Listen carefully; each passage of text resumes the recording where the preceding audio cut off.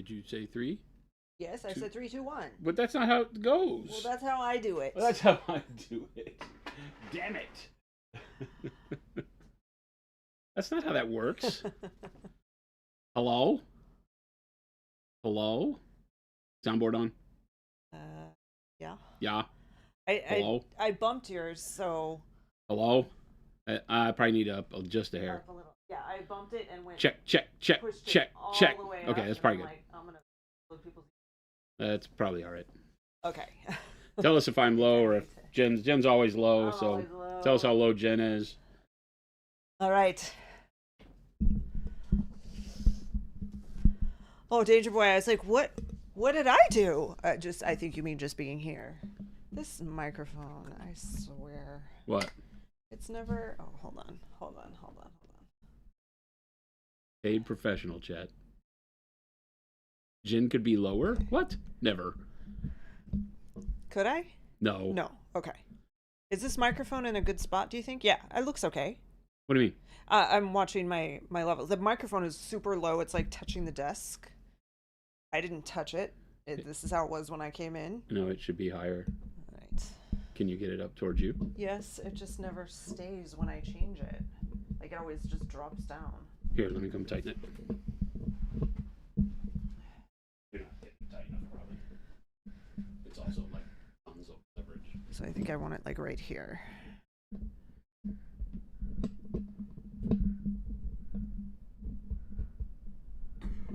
Okay. All right. But you need to be up higher, probably. You think? Yeah, maybe a little. Keep talking. Hello? Yeah. Happy Friday. Hi, everyone. Hola, ¿cómo estás? Muy burrito. I has tea. I believe I got everything turned on, so we'll see. I'm gonna check my TikTok. Hello. Howdy hi. Oh, you might be done already. Howdy hi.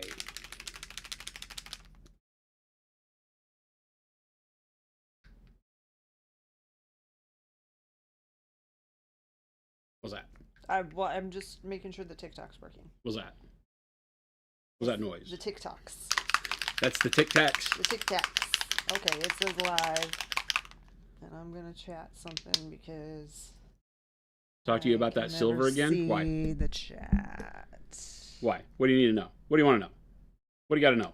What's your worry? What's your problem? What do you want? Okay, there it is. Zoinks. It's working. Zoinks.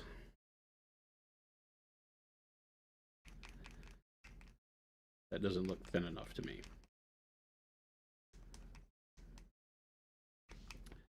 That looks too dark.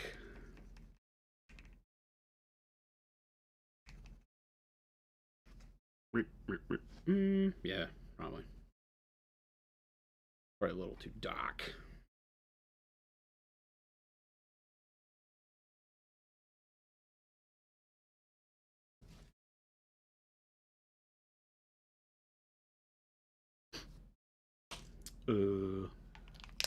Okay. All right, now I can focus. You want to know when you can buy the new metallics? Not TBD. TBD. Hashtag TBD. someday. We're currently awaiting word on the aluminum inclusions. I think that they're getting geared to ship out. So that's where all that stands. It's just a matter of literally like how long before that stuff hits the factory and we can start mixing. Krieg We says have other colors we still have to work through because we've only done half of the line so far. So that's also a thing that has to. Krieg said not today or this week, so there you go. Yep, not today. That is accurate. Or this week. Also true.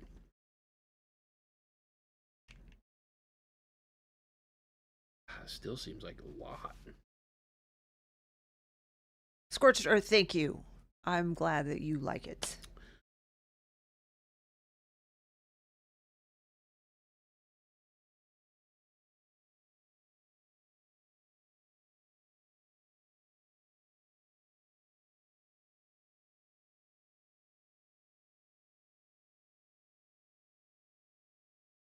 Hope everybody's having a good Friday as well. Draw said, now in a sultry voice, say, welcome to Monument Hobbies before the after hours. Geo. See? He's going to get it clipped again. Internet hero, Jen. That wasn't sultry. After hours. After hours. So good. Ogre said, hey, Jason, would red, gray, and skin tone, what skin tone, make a good grayish skin for a faint? For what? A faint.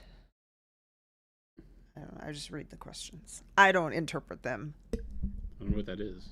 Red, gray, and we have multiple paints that could be considered skin tone. But what is it So which for? one? A faint. What's a faint? I don't know. I know what it means if you faint. What's a faint? I don't understand. Ogre, we need more info. I need some focus for some reason. Sorry, gaint. Can you hit the focus? Oh yeah. Back the other way. Nope. There, oh, you had it. No.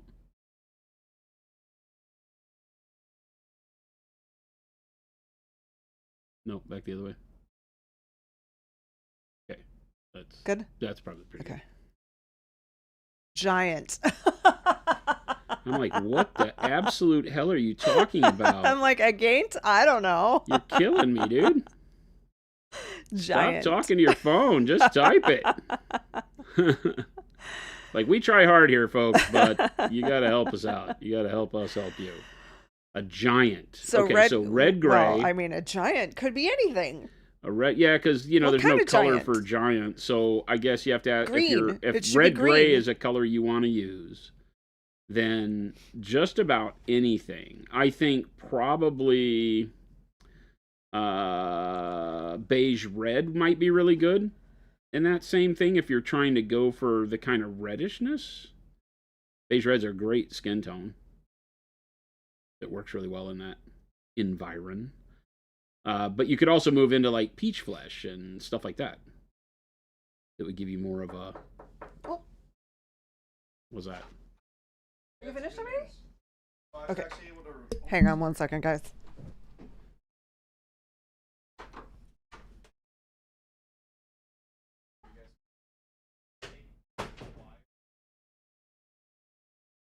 All right.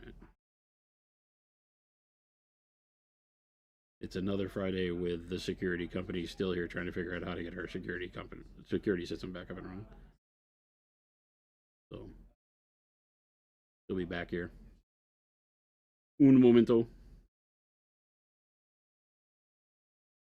He just left us. He's like Chris. He doesn't even say goodbye. He's just like, I gotta go.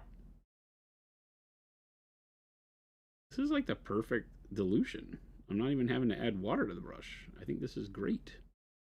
Nailed it.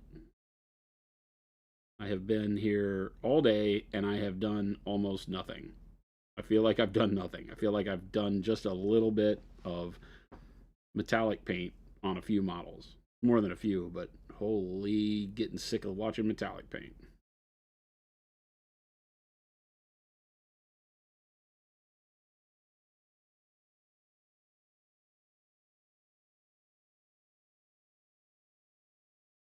You are now at max video resolution and no lag. Hey, Ian, what's going on?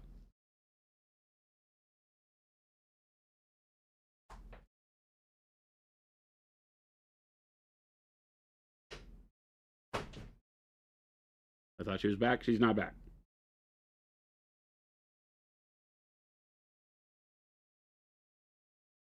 Hold tight. Jen will return. I will continue to put one step dark blue black on all of this steel until we are done. And it's going to be a lot because there's a lot of steel. I've painted a lot of silver on these bastages today. Dirty metal incoming. This is a good look.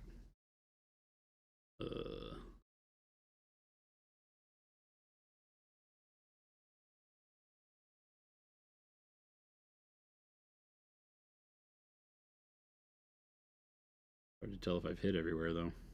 It's so shiny. It's so shiny, I can't tell.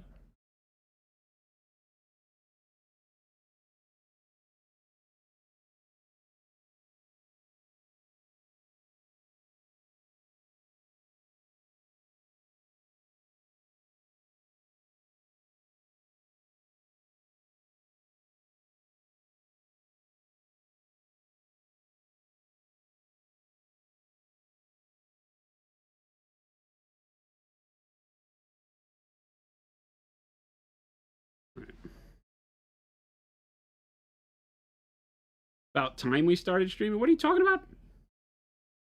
We're right on time. What are you talking about? We are never late. We are always right on time. Unless, of course, Chris is here. And then Chris is late lots, but we don't talk about that.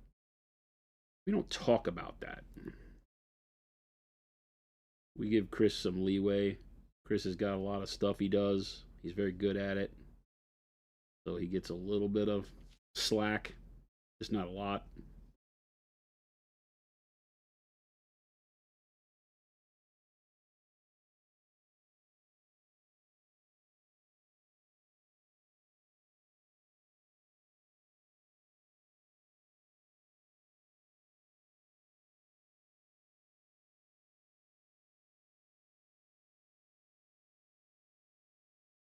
You think I got everything? I can't tell. I can't tell. It looks pretty good. It's enough for now. Pigs! Pigs! Frog team for Pathfinder 2nd Edition.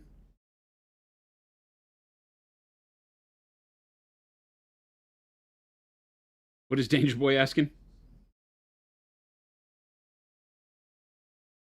It's pigs! And then we ruin them.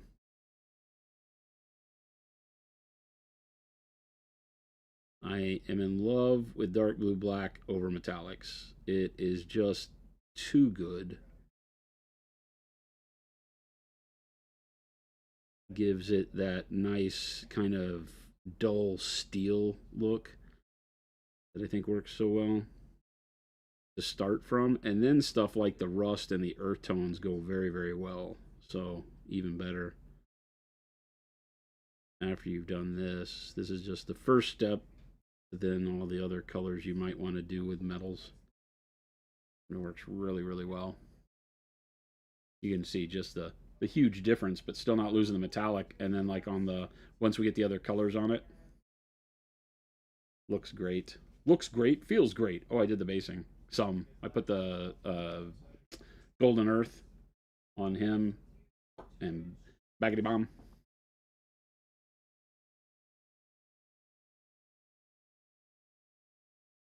It's kind of like a cheating, right? Because the Golden Earth is almost exactly what you want it to be without having to paint it even. You could just, I think I can just get away with dry brushing it once it's done.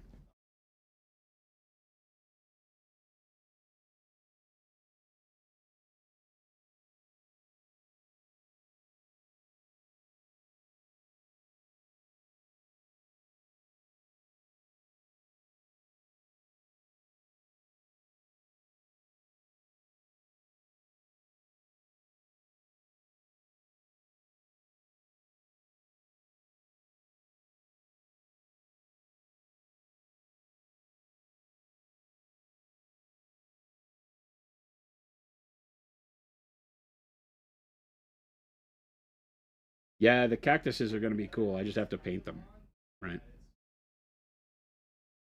Once I paint the, I'll probably do the cactus a little bit more of a vivid green than normal. You know, like when you go out here in Arizona and look at the real cactuses everywhere, they're kind of brownish, dead green. But I think I'll probably put more life into the green on them just so I can have that contrast, have them look a little cooler. Never let reality get in the way of a good fantasy telling.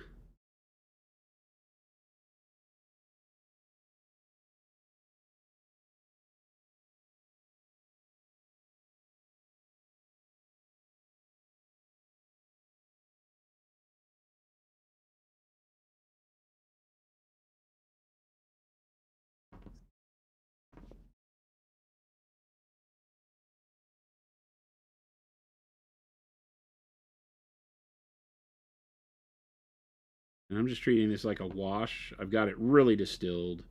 I don't know if you saw how much water and special sauce I put in the dark blue black, but it was a lot. So probably 3 or 4 to 1 dilution on this stuff to get it to run the way I want to, and to still let enough of the metallic show back through is the big key here. And I'm applying it fairly liberally to the model. I'm not really afraid to get quite a bit on here.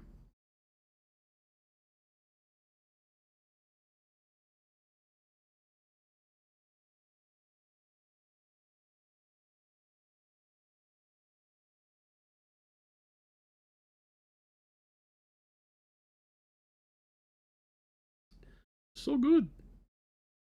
Wasn't sure about the helmets, if I wanted to do them steel, if I wanted to do them like a desert tan kind of color, but they have rivets on them, so they just kind of feel like they want to be steel. I don't know. I didn't paint all of the helmets, just the ones on these tunnel rats. What this unit is called. Tunnel rats. They're like guys that burrow underground. I figured it would at least work for them to do them as steel. But I feel like they could be painted too, right? They could just be like a tan Kevlar looking helmet, more military looking. I don't know. I don't know.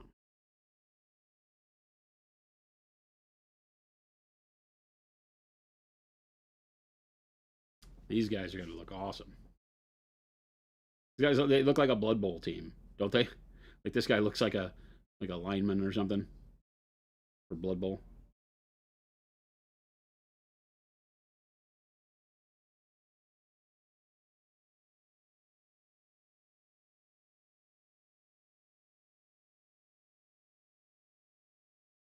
Gird your loins? What?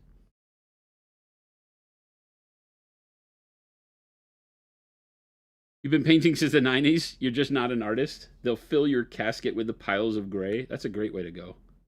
I feel like that's a great way to go. Boring hater, what are these? These are called pigs.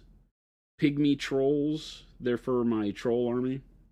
They go along with the regular trolls. Well, these are dire trolls. The big guys are dire trolls. But there are pygmy trolls, there's dire trolls, the big beasts, and then there's regular trolls. I don't have any regular trolls out here. I do have one. This is a regular troll. This is one of the warcasters. Trolls, dire trolls, the big ones, and then pygmy trolls. And the pygmy trolls dig like tunnels and things like that. So these guys are called tunnel rats. For Warmachine, a war game that I play, and that we play tonight, as a matter of fact. It is game night. Out at Gamers Guild North here in Phoenix, Arizona. If anybody's in town, you're local, come meet the crew. I think everybody's coming. I don't remember. I haven't paid attention. I haven't been feeling great, so I didn't know if I was going to go or not, but I think I'm going to go. I think I'm doing all right. I felt a lot better when I woke up this morning because I didn't take NyQuil last night. NyQuil knocks the crap out of me. Like, I sleep great, but then when you get up in the morning, it's like a fog. It doesn't feel good. I didn't take any NyQuil last night. And so this morning I was a little bit more chipper. But I still am kind of feel beat up as the day goes on. Not a fan.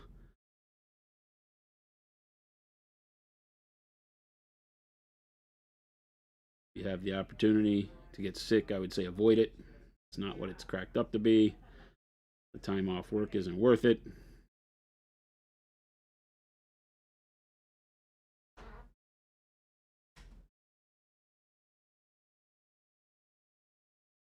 The body? Yes. When I came in here today, all I saw was the feet. And I was like, who's at the desk? Who's in here? Yeah, it's pretty funny. I'm just going to wait for him to get out, and then I'm going to just check the doors and lock the gate, and then we are good to go. And then we have a Jen back? Yeah. All right. I'm doing a miserable job of producing and painting together at the same We'll time. be fine. We'll get all caught up in just a minute.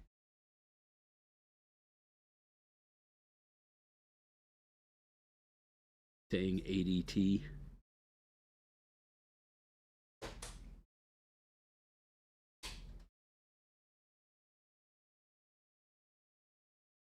For those of you that have One Step, and for those of you who haven't tried One Step yet, as you can see, One Step over metallics is a totally new experience where you can get aggressive with the thinning, lay it over, and get some really, really cool effects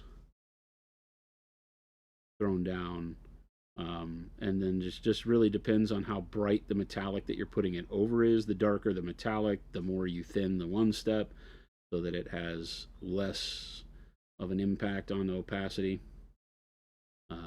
And you can thin how you like with this stuff. It's really, really good that way.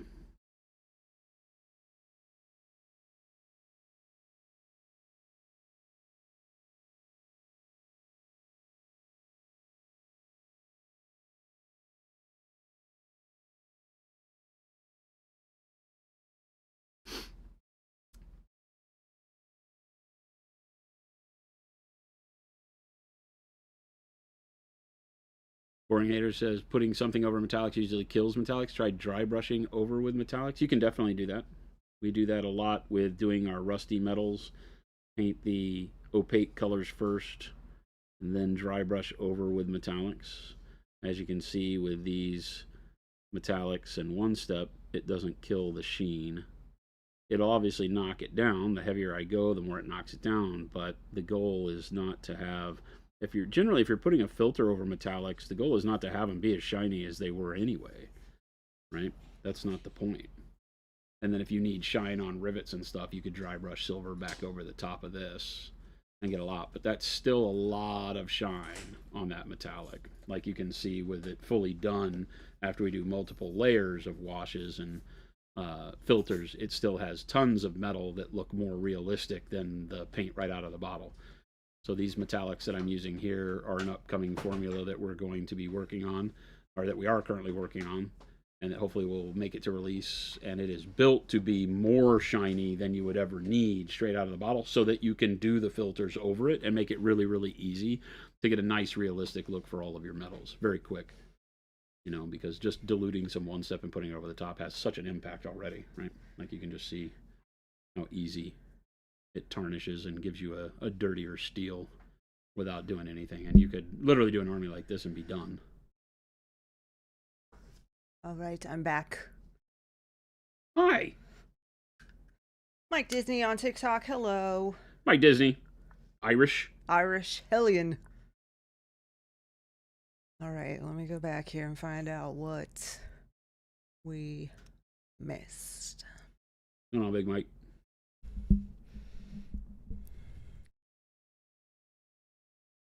Wow. What? I was gone for a while, I guess. We've had a lot of chit chat. Did you answer any questions? Or no? I don't know. Okay. Sure. Sandwich Bro wanted to know, I'm already 99% sure, thanks to my own observations and another Discord user, but I wanted to ask, is One Step Crimson the same pigment as Burnt Red? No. No. Nope. It is not. It would be called Burnt Red if it was. There you go. You can trust that if we use the same pigment, we will call it the same name. It's different. It's the same as dark crimson, but in a lighter shade.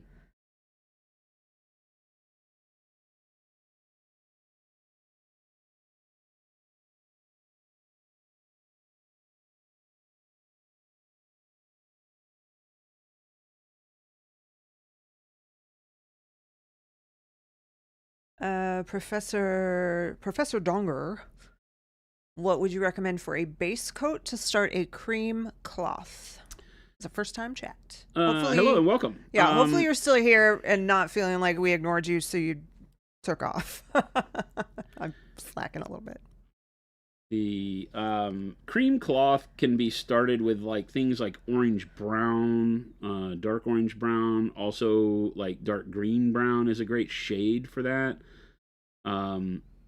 or just something simple like light umber. Dark umber, light umber, olive flesh can give a really nice cream cloth. It's the same color combo I use to paint wood, but if you leave more of the olive flesh on the top, you get a nice cream color. That can be great. I guess it just depends on what you want that undertone to be like. Do you want it to be more of a brown? Do you want it to be warmer with some orange to it? All of those are equally awesome. It just depends on what you're wanting. Cream cloth can have like a green undershade, blues even, but I think browns and oranges and stuff work a lot better.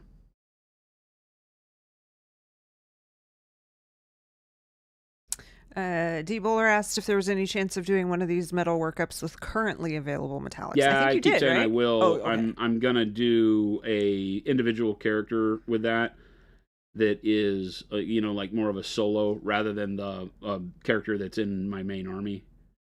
So hold tight. I will get you that. I will show you. It will look nearly the same. You'll just have to dilute your one step more, because you won't have the same amount of metallic sheen on the current metallics or any other metallics that you're playing with typically. And Professor Dong, are these models are for Warmachine, right? You're still doing Warmachine. Yep. Trollkin. These are pygmy trolls.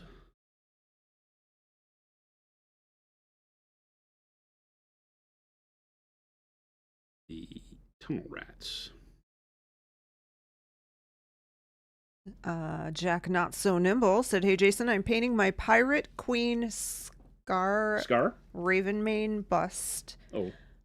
And I'm using your underpainting technique to paint the flesh. I'm going for a colder palette. What color would you choose to paint the skin for an alabaster skin tone?"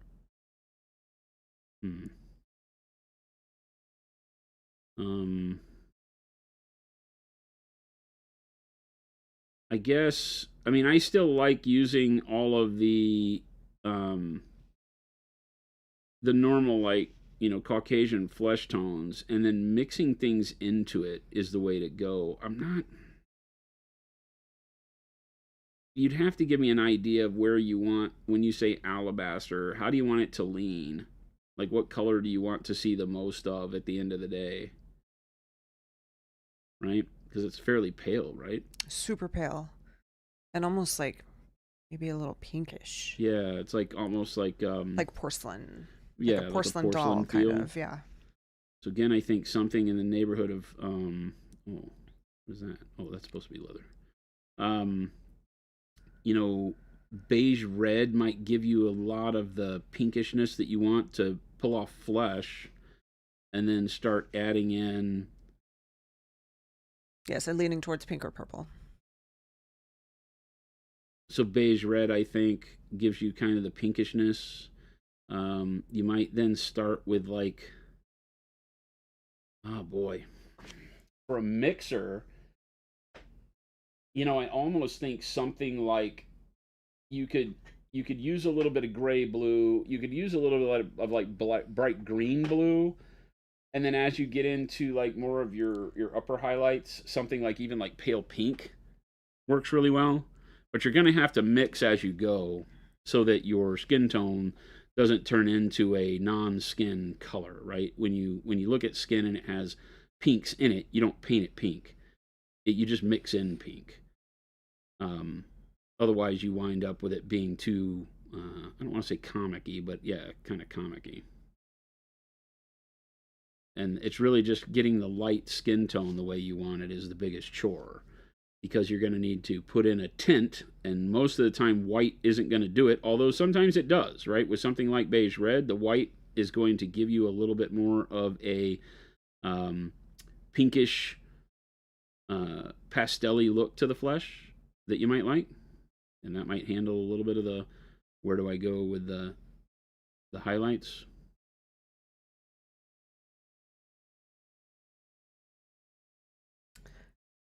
What are you putting over these metallics? This is dark blue black.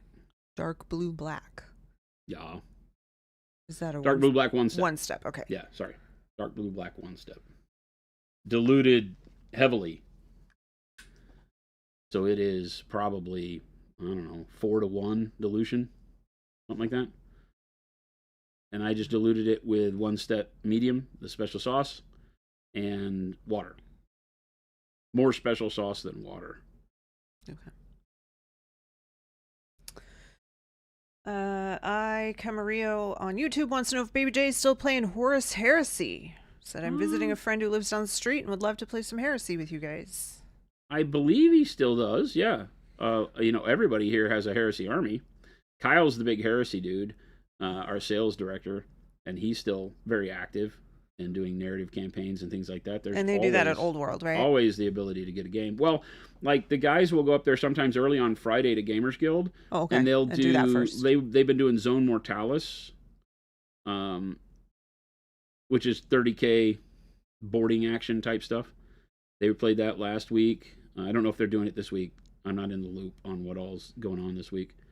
But yeah, they're still very active. Baby J's among that group. Big Mike Wood. Hit him up. Mike, what's going on? Chat, I'm playing 40K tonight. How bad should I beat my friend? Do you like this friend? That's exactly what almost exactly. Scorchdor said, are they a good/nice friend? And he said, top 3 closest friends. He is providing the location, dinner, and beverages. Well, then you should maybe... Whoop his ass, Seabass. Teach him the error of his ways. That's always my thing. Be willing to get him his favorite drink after the game. Teach them the error of their ways. Gnarly RJ said, my vote is bad enough to a point where he wants to build a new army to beat your army. What's that? Bad enough to a point where he wants to build a new army to beat your army. Oh, gosh.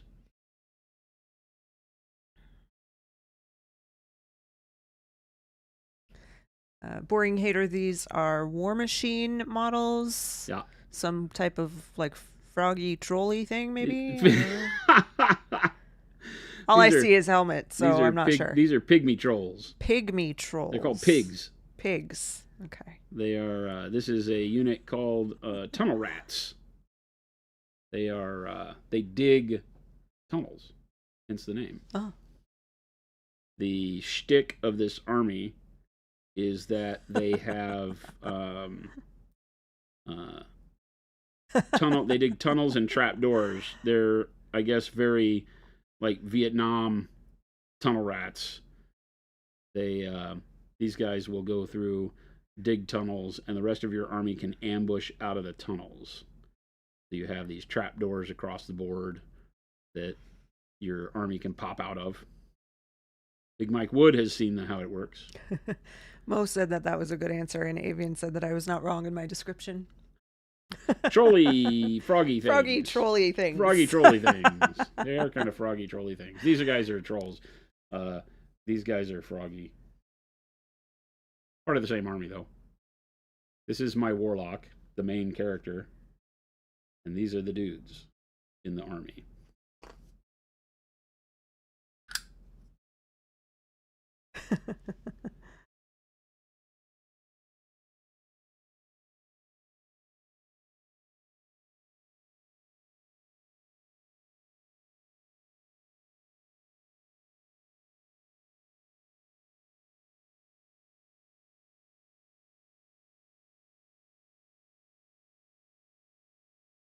I've just laid down an all-over coat of silver.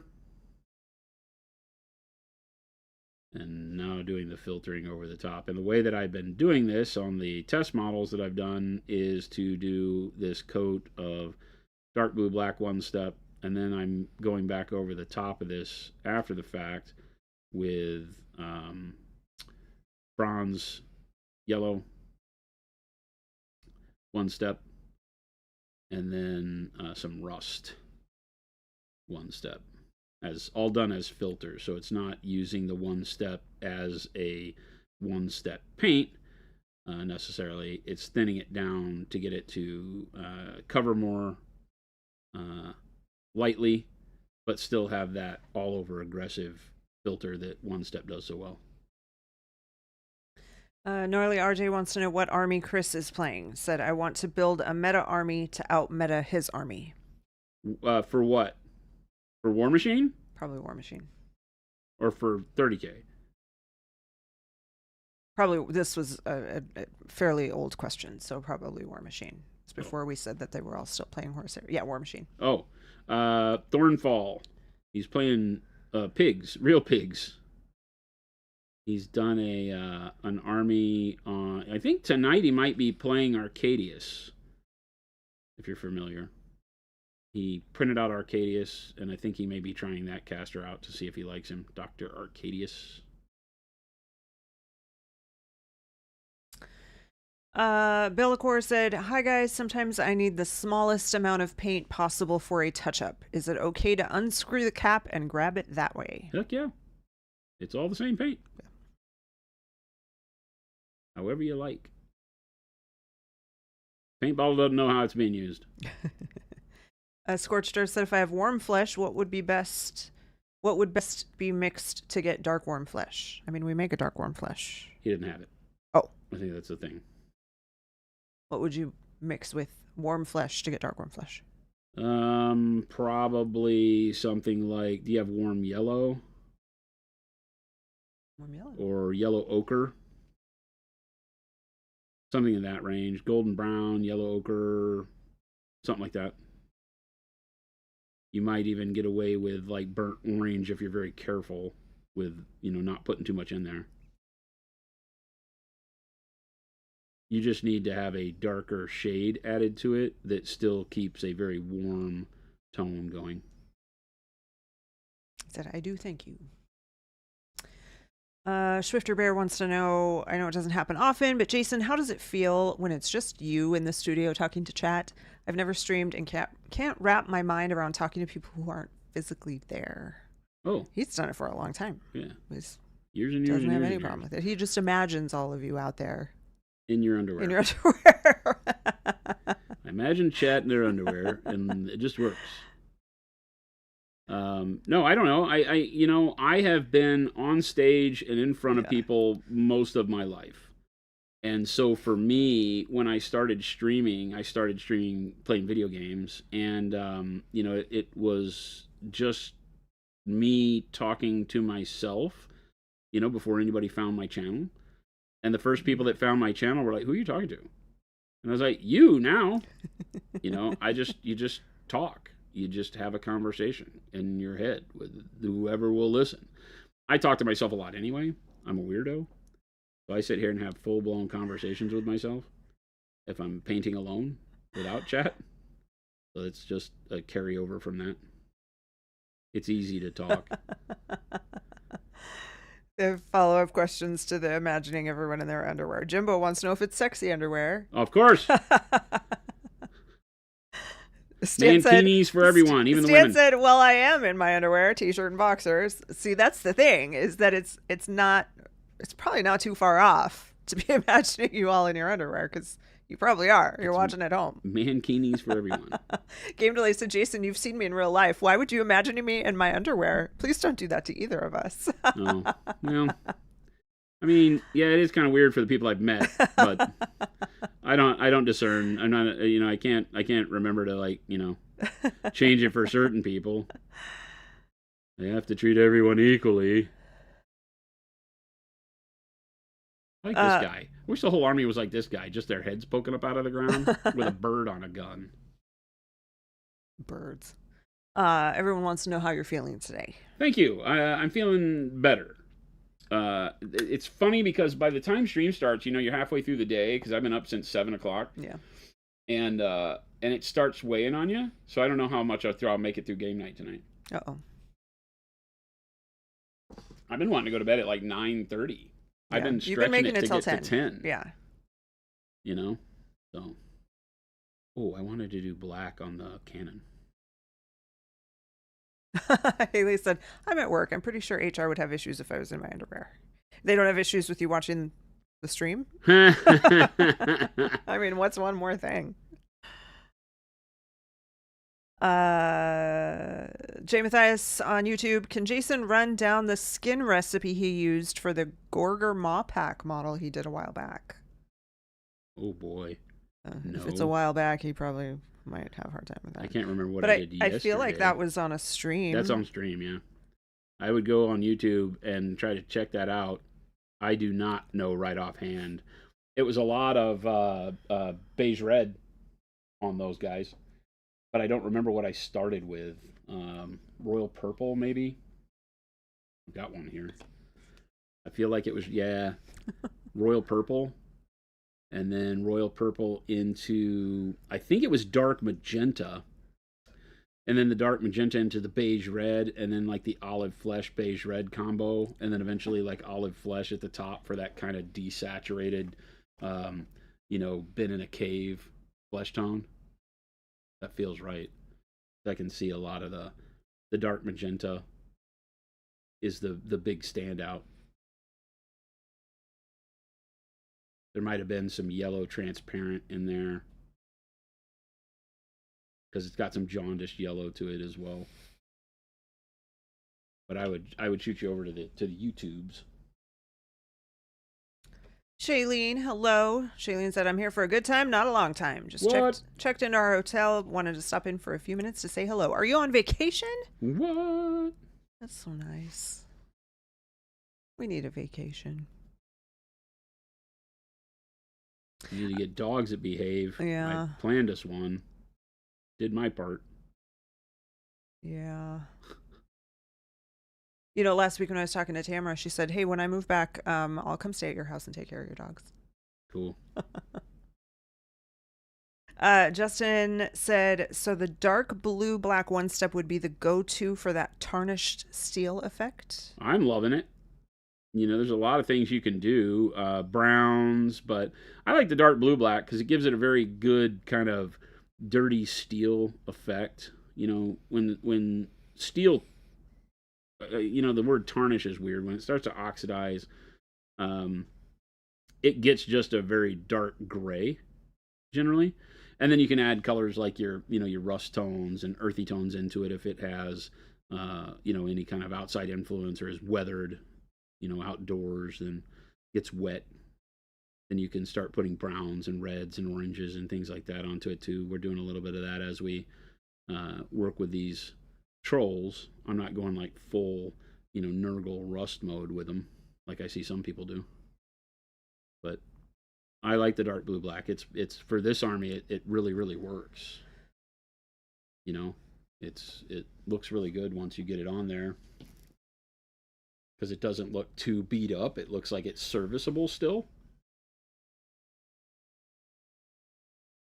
So good. And then I'm doing the copper as the trim. It just looks so good. Yeah, it just turns out great. It makes the model really quick and easy to do. Did it on Baggity Bomb as well. Yeah, I've been doing them the same way on all the models, and I think it looks great.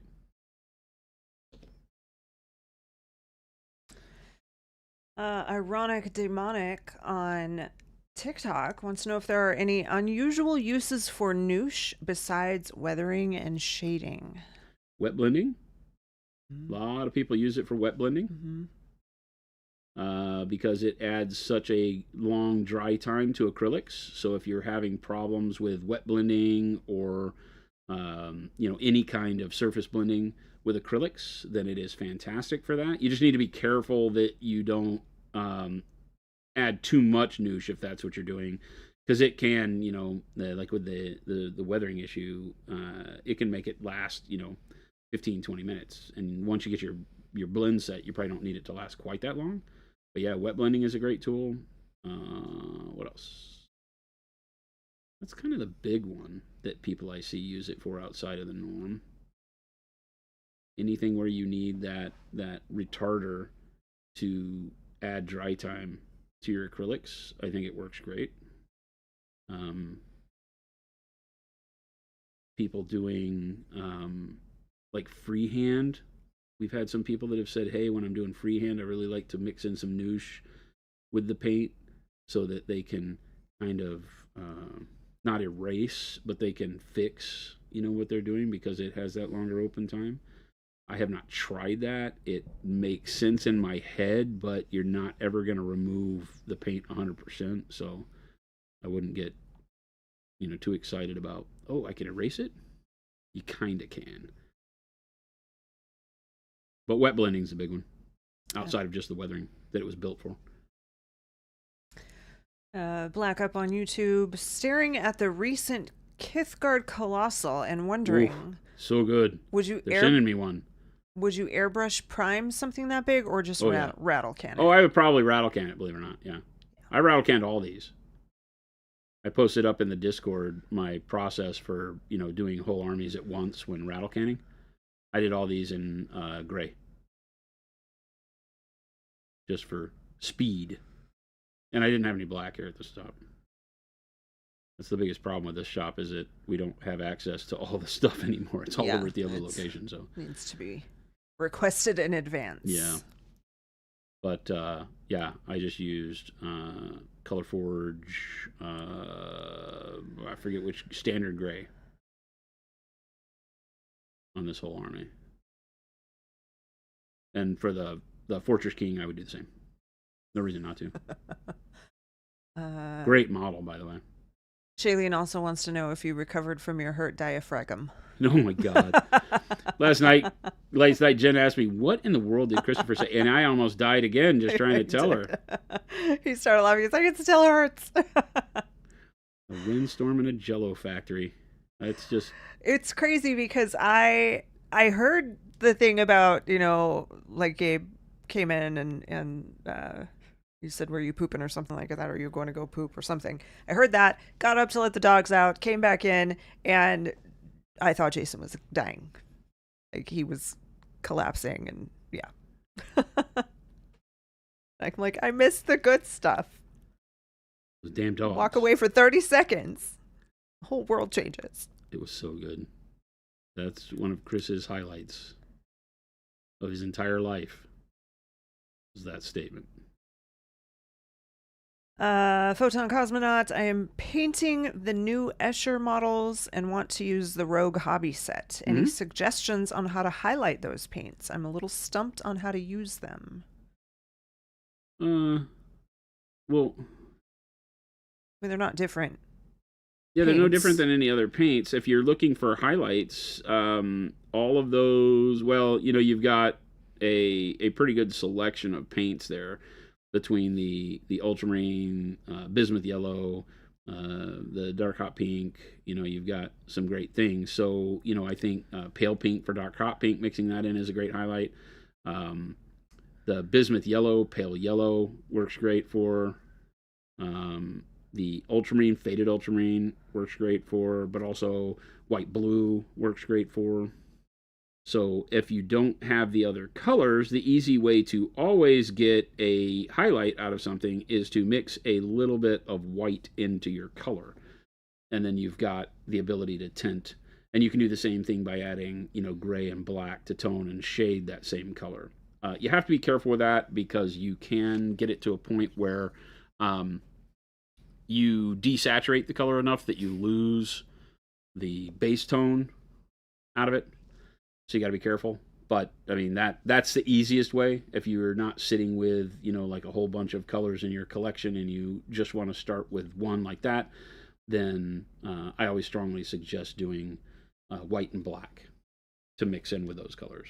And you just take like a tip of your brush and dip it in white and then put that into the color and mix it around, and you'll get really great results to brighten it up. I did not go back and watch it. Sorry. Print, paint, repeat. I got the new Chaos Dragon from WH Old World early. I'm doing it half and half cell shading style. Gonna airbrush the mid-tone. Would you recommend one step on it after that? I would have to know more about what you're trying to do. When you say you're cell shading, you don't want a whole lot of transition in your color. You want it to be kind of blocky, right? That's the whole point with that type of animation styling. So I don't know that one step does you a lot of good there. Maybe. Again, I think that's more for you to decide what the coloration you want is. Taking a wet brush here and scooting this down a little bit so I'm not quite as dark.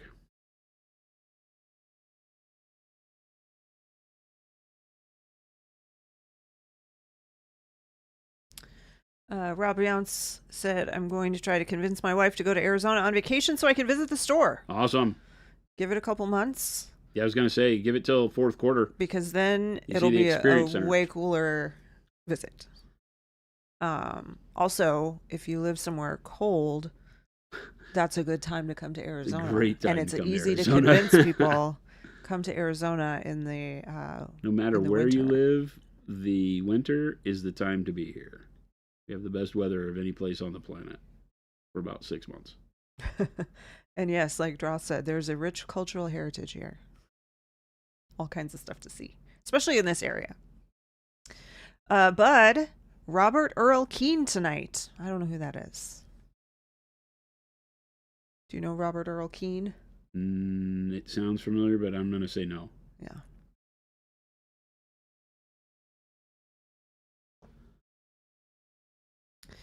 G.H. Reef, what is noosh?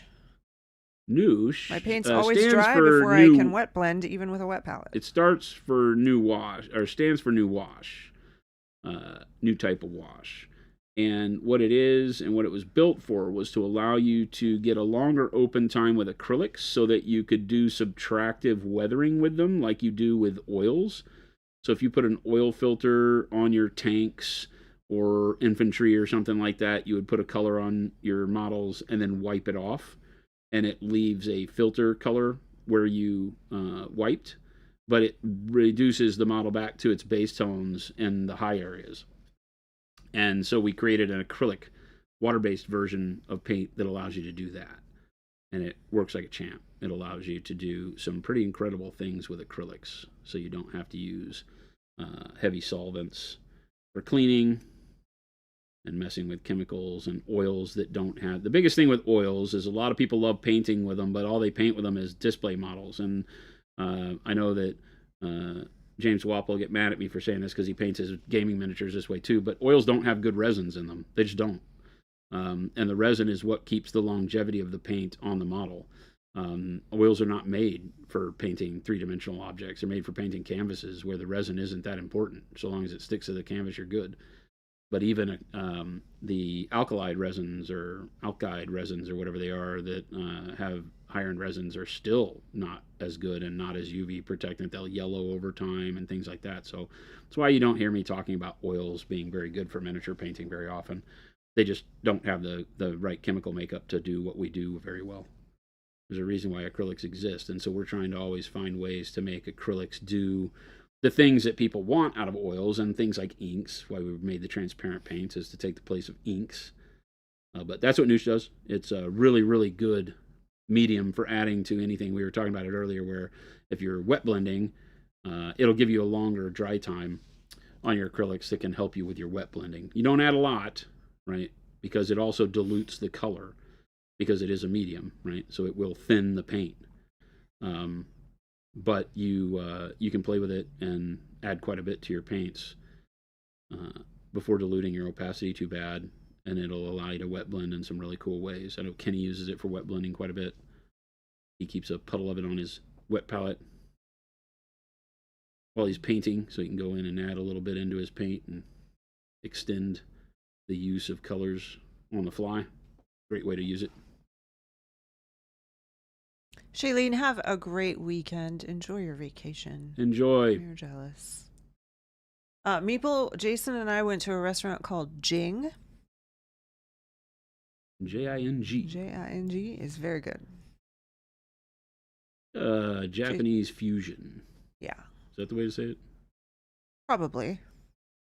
They have little, like little bao sliders, wagyu sliders. I had a garlic prawn noodle thing. It was good. Very delicious. Very delicious. Jason's was just okay. Yeah, mine wasn't as good as it normally is, which was a drag. I get the lobster fried rice there, and they usually nail it, but the lobster was all tough, overcooked. And I joked with Jen because they came by and said, "How was everything?" And I said, "Great." And I was like, "Why did I lie? I'm not a liar. Why did I lie to him? Why do I not want to cause conflict? Why don't I say it sucked? Yeah. It's usually really good." You're telling me a lobster fried this rice? Ironic demonic.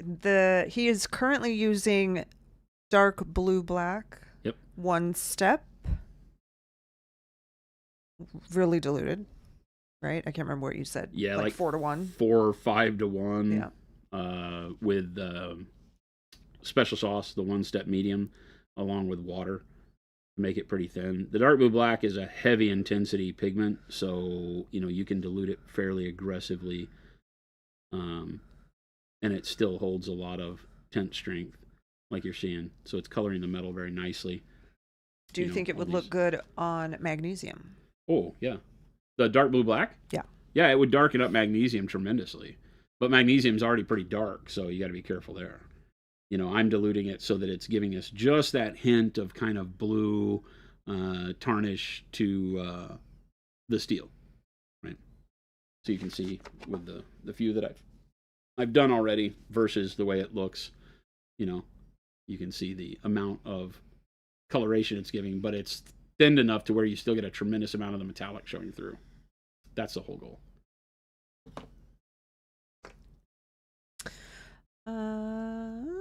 Avian wants to know if you've planned out to February 2027 yet.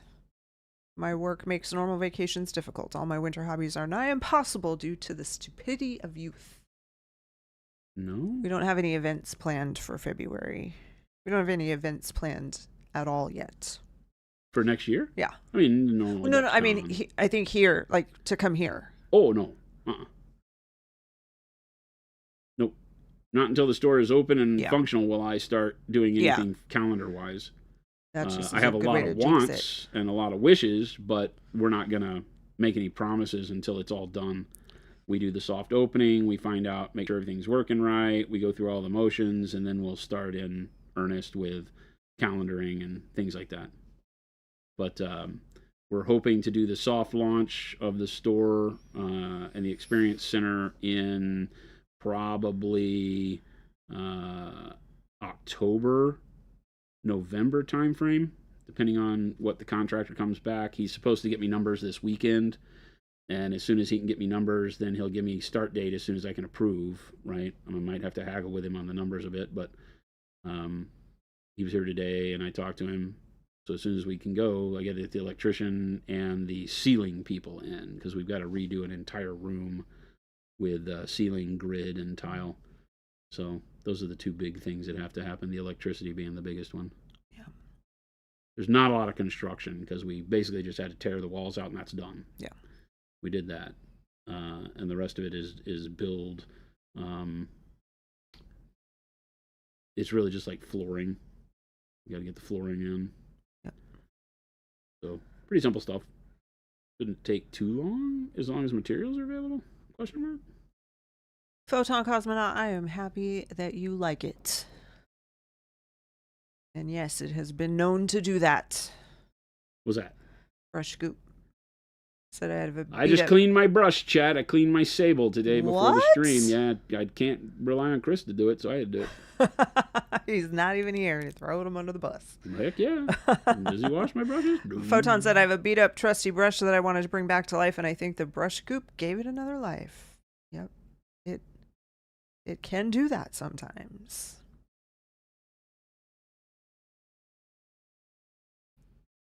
Droth, I just don't like fish. I like shellfish.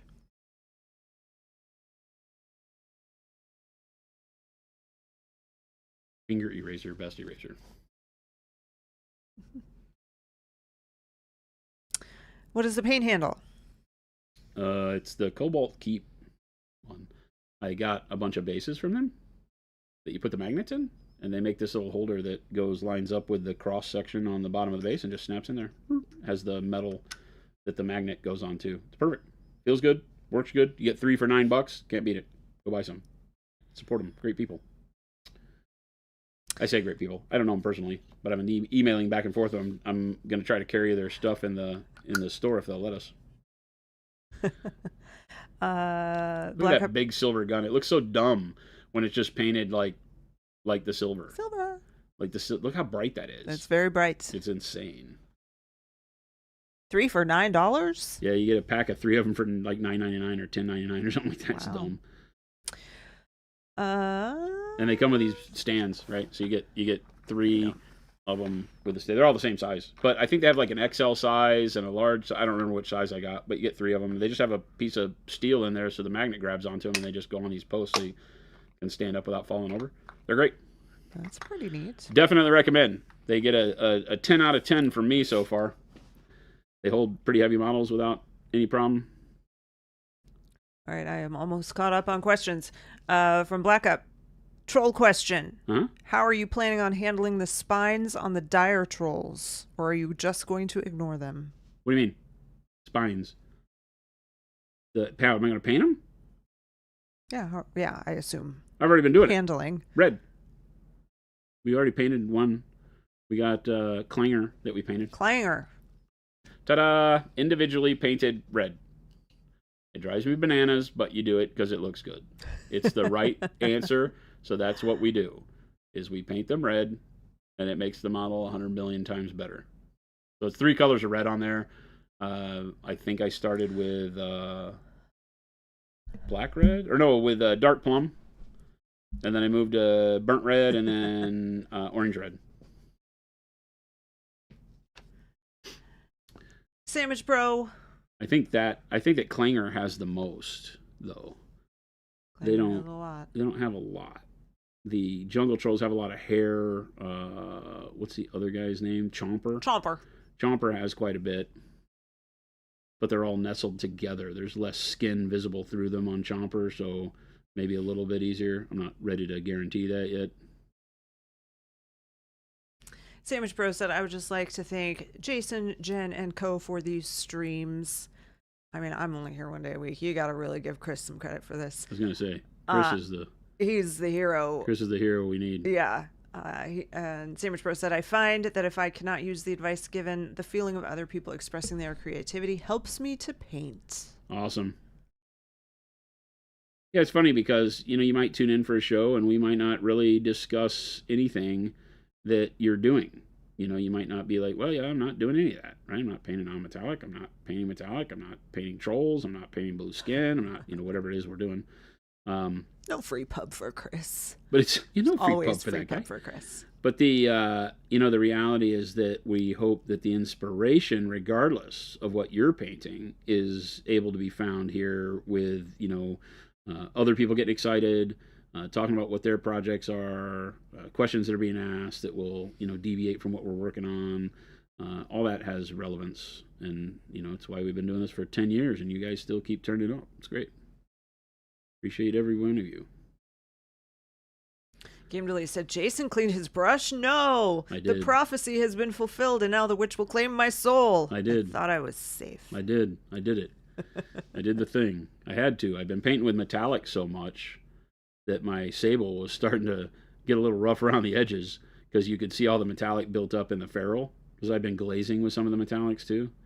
Normally with just the metallics painted raw, you don't see as much buildup as quick, unless you're just dunking your brush in it like crazy. But when you're glazing, that's a different story. Glazing metallics, you better be cleaning your brush after every session, or you're going to wind up with it getting really clogged in the ferrule and bad things trademark.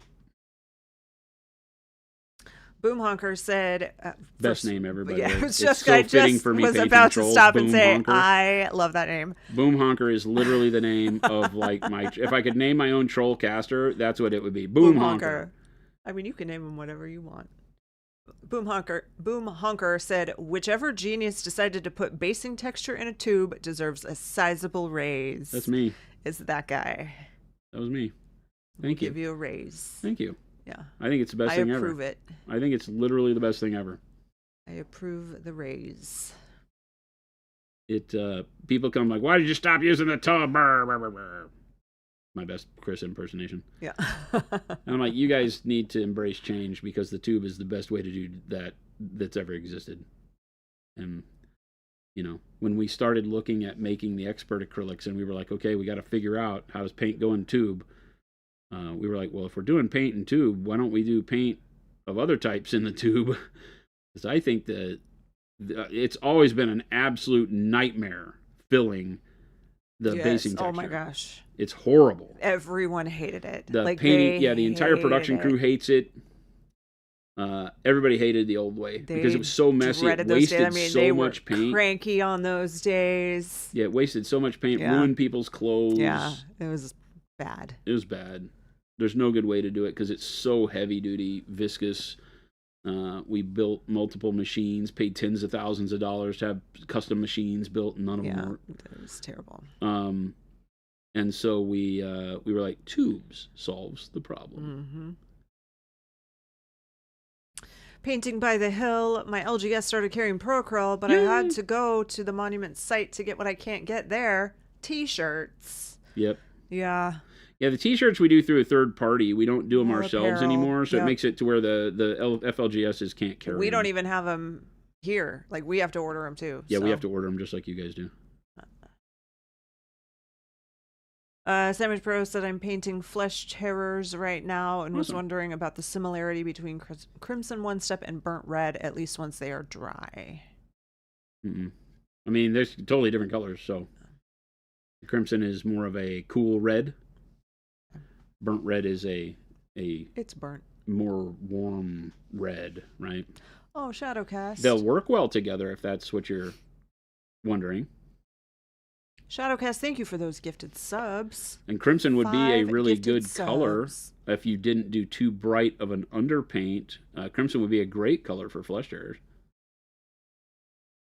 I think I like Crimson better than Burnt Red for that.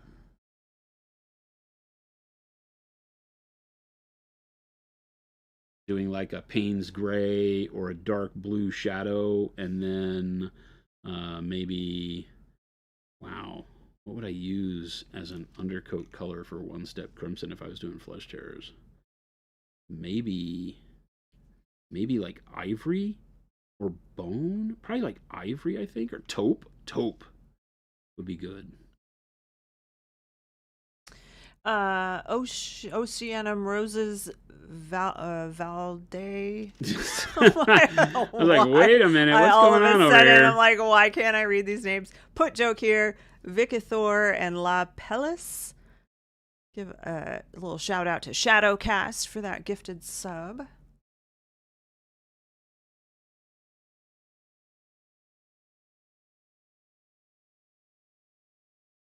Any idea where I could buy your brushes in Poland? Monument Hobbies. Yeah, monumenthobbies.eu. We've got all the brushes in stock in the EU, I believe.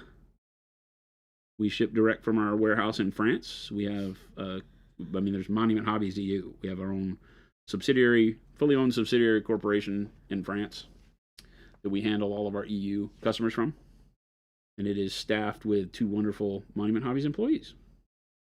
Mally, who you see on stream every now and then, and his lovely wife, Allison.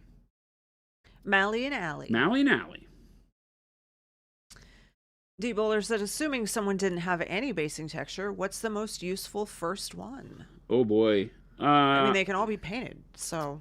I think your best bet is to buy 2, and you would buy any of the fine and any of the coarse. The way that I use them is I will put down a layer of fine, and then I will put coarse built up in little areas to represent like stone outcroppings and things. So I think you're better off having 2. Now, there is snow and cement and the super and ultra fine ones that are even, finer than the fine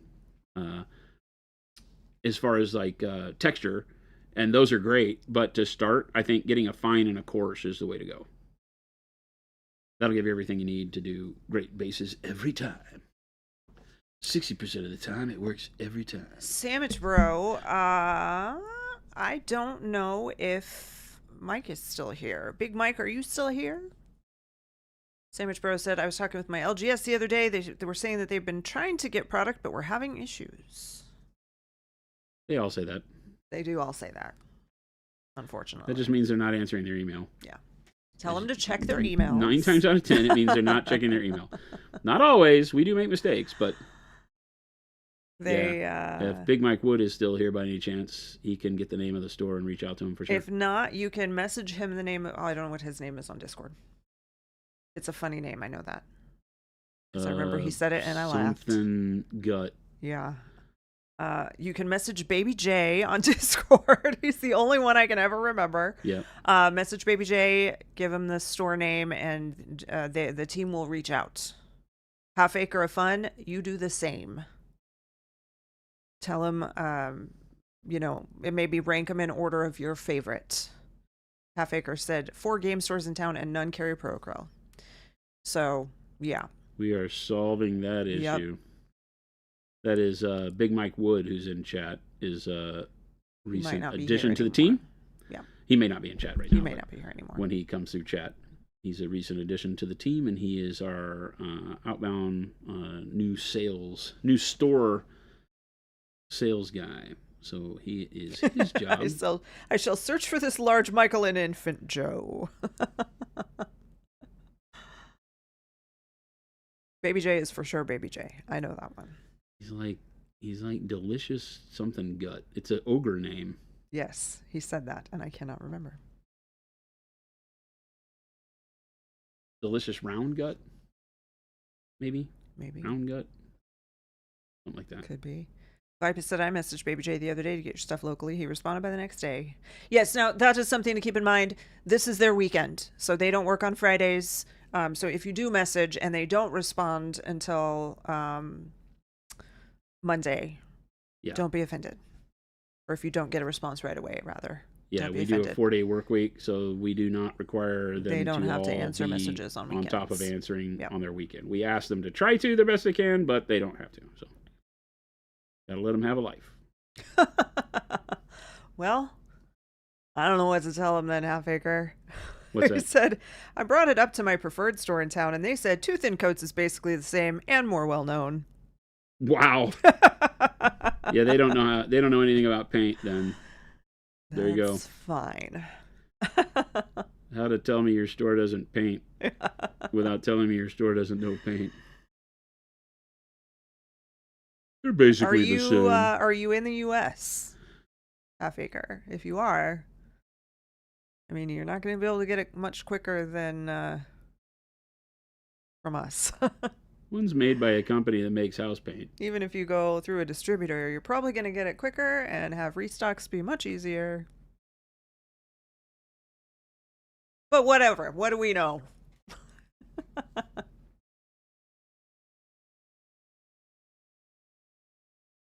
Nice. Anakin said, I got a nice discount on some Pro-Accrel paint because my LGS finally picked it up to sell it after I complained to them profusely. Fantastic. See, that's what you got to do. Just be persistent.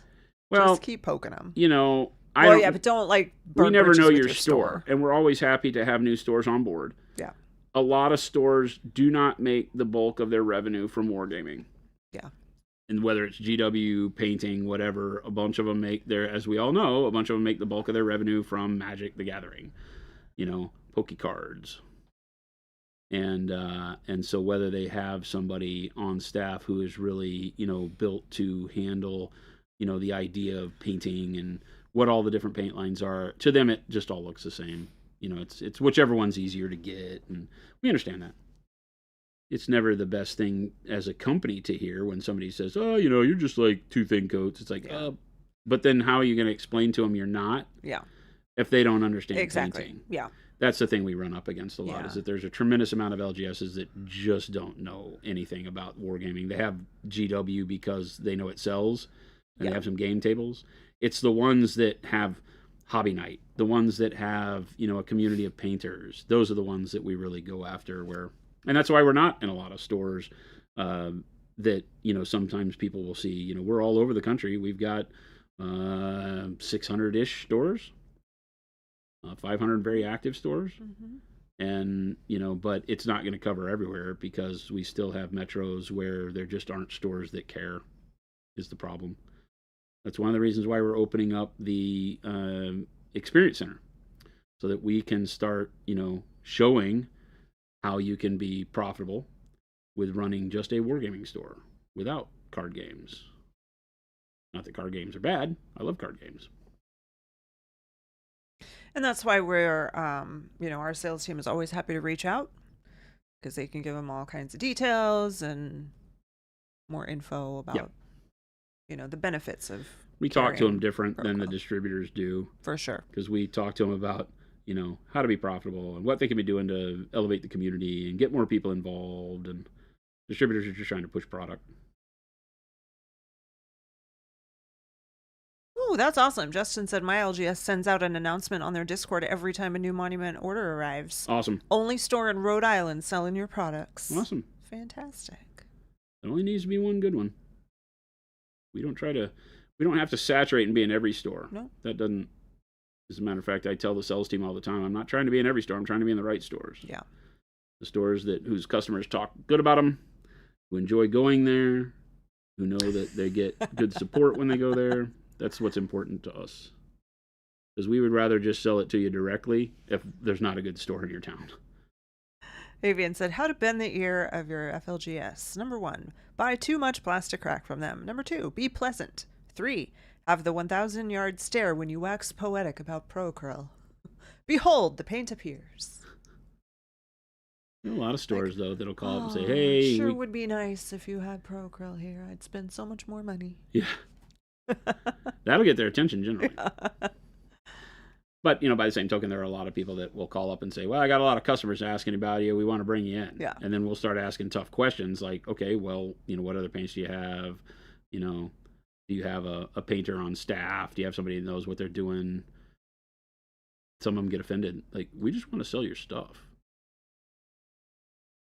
Like, yeah, well, we want you to be able to be successful with our stuff.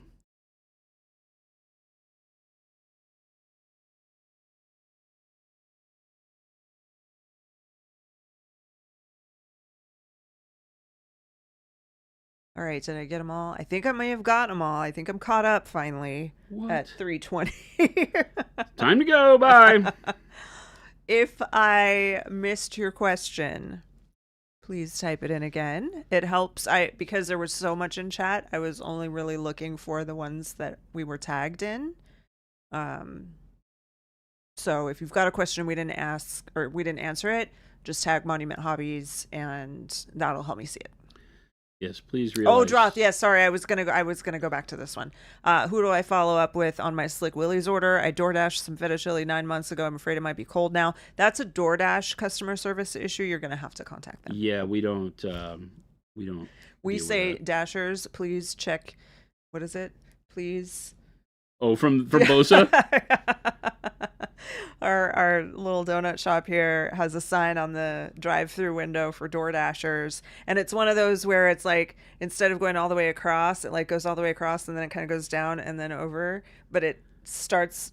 I can't even explain it. It's a very confusing sign. It's a very confusing sign because they start with 2 words that go left to right. It's like please check your order before. It's supposed to be please check your order before taking it, but it's Dashers, please check. Dashers must verify order before taking, but it's all out of whack. It's all out of order, and it's silly. But that's on them, not on us. Well, they used to have Vietnamese. Yeah, Vietnamese coffee. They did Vietnamese coffee. They're always funny. Good old Bosa. It is good. They do make good sandwiches. They make a good Make good breakfast sandwich. good They make a donuts. good lunch sandwich. They make good donuts. Bosa's good stuff. All the good things. I didn't care for their smoothies. Jordan used to get their smoothies. They are like They have way a sugary.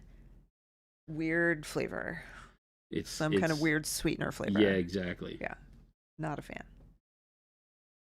And it was way too sweet. Like I tried to get one of their strawberry teas, right? Oh. And it was like, what the sugar bomb? Did you put 18 donuts in this tea? What is going on here? I prefer my sugar to come in the form of a donut. Yes, exactly. Yeah, smoothies. You used to think like Jamba Juice, you'd feel healthy. So much sugar. Oh my God. Smoothie places are all like, there's so much sugar. Yeah, so much sugar. They try to sell themselves as healthy. It's dessert. It might as well go to the ice cream store. Yeah. Yeah, you got bananas. bananas that were blended up.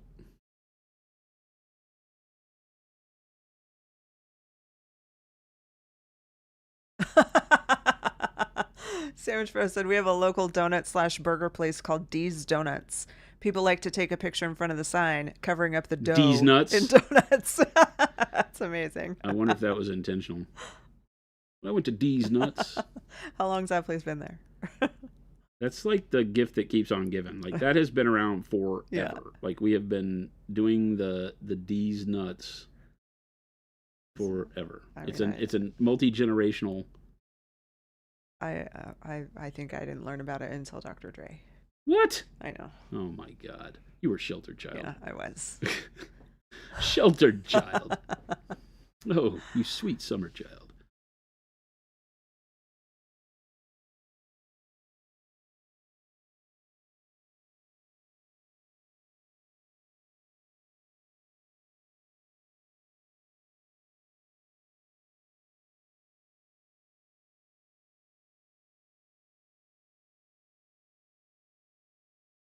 So different. You can stare at it now and it won't blind you. Yeah. It's look at that shine though, It's still so through good. up on the body of the gun. It's so much metallic still showing through. But not like this. This just looks like it's a metal piece.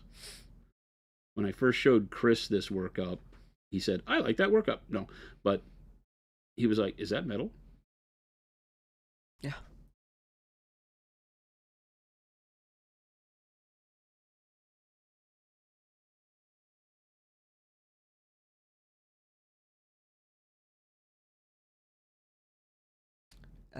GH Reef, or maybe just Grief. I don't know. Jason, why didn't you not use non-metallic or do non-metallic on that gun? Just wondering your approach. This army, I'm doing metallics because I'm testing new metallics that we're working on. And I feel like I wanted to do a lot of the one step to show people how you can do one step as a filter over metallics and get a really great look. And check out these new metallics as well. New metallics will be sometime probably into the year, beginning of next year. They might be a Adepticon thing. So Q1 next year. And so I wanted to start testing. We are generally on the stream, you'll see things 6-ish months out from when they become reality, just long enough to tick you off. And that's really it. That's the only reason. Normally, I would do, but on a non-metallic, but on projects that I want to go fast, metallics tend to be good, but I wind up spending as much time on them as I do with non-metallic. And what these metallics allow me to do is get that shine and control a lot quicker than current metallics. And then one step on top of that is kind of the double whammy. Just too good of a solution to pass up. So after the way these have been looking, you might see me painting a lot more metallic, a lot more true metallic. So I was right the first time. It is GH Reef. The GH is after the grasshopper. My parents like Kung Fu with David Carradine? Yep. David Carradine. Grasshopper. When you can snatch the stone from my hand. How dare you make me wait 6 months? I know. I'm a horrible human. But you love me anyway, so. And Droth, I'm sorry to hear that you are feeling under the weather. That sucks, man. I'm right there with you. I hear you. Well, he's got pneumonia. And oh, no. Hopefully you don't. Oh, no. Sad to hear it. All right. I like. Yeah, because when they're done, when we have all the metals done, this is what they'll look like. The next step over what you've seen me do here is the bronze yellow. So we'll start a little bit on that. And then I do the copper. And the copper just has the dark green brown one step over it. So all of this is just one step filtered over the metallics, except for the verdigris. The verdigris is done with our green oxide opaque paint with the one step medium, just filtered down and then just dipped in onto the spots where we have the rivets. but everything else is this steel done with silver, and then the blue black, and then the bronze yellow over the top of that. Is that troll throwing a bomb? Yes. This is Clanger. Clanger throws tank shells. That's his thing. He's throwing it like a football. Yeah. He throws tank shells. That's his gun. He lobs. He has a strong right arm. That's what they should have called it, was my strong hand. Oh, I'm just noticing this guy's crazy tongue. Yeah. They have multiple heads, right? So, like, his head's not connected. They have multiple heads. Okay. And each of the heads has a different stat line. I've been trying to not glue them on so I can change them, because people want you to, like, this arm isn't connected either. But I just like this head because it's cool. It has like drool on the tongue. Yeah. It's just a cool head. So I'm kind of putting them together and not caring what the thing is supposed to be. What you see is what you get, kind of stuff. We'll see. If people get mad at me, we may have to change all that.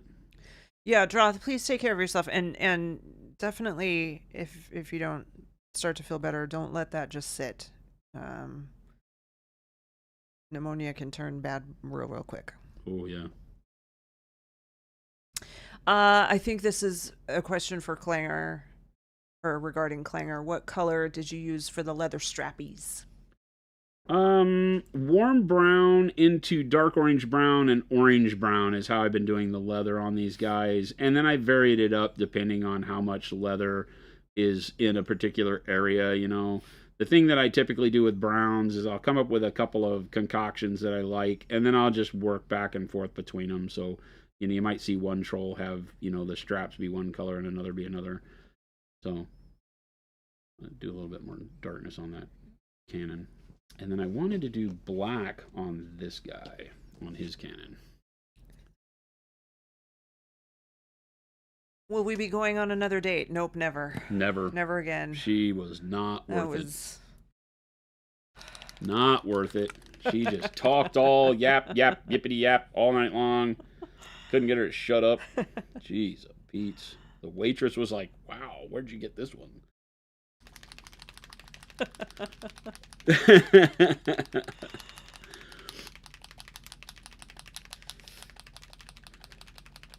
We do dinner all the time, but we don't get a chance to go out to like a restaurant like that. Right. There's certain places where we're like, oh my gosh, you know, we have to plan to go there. Yeah.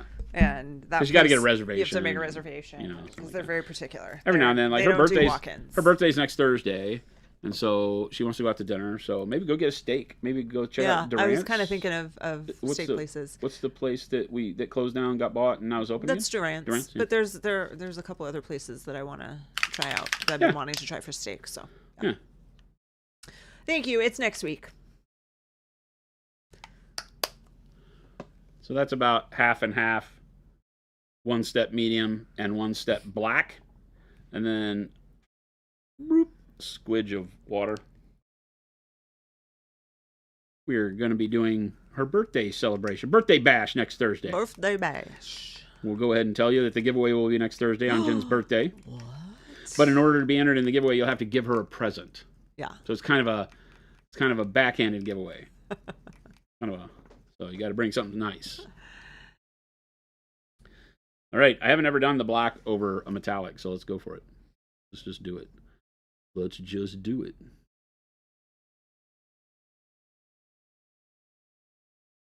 I was thinking I wanted the cannon to look more like, you know, black iron.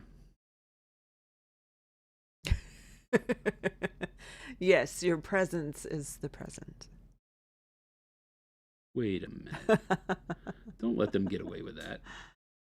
They'll try to finagle it. Ooh, that's good. Is a squidge a form of measurement? Yeah, very scientific. Yes. Very scientific. I may have diluted this too much, so we may have to do 2 coats. Scorched Earth, have a great weekend. Thanks for hanging out with us. See you, Scorched.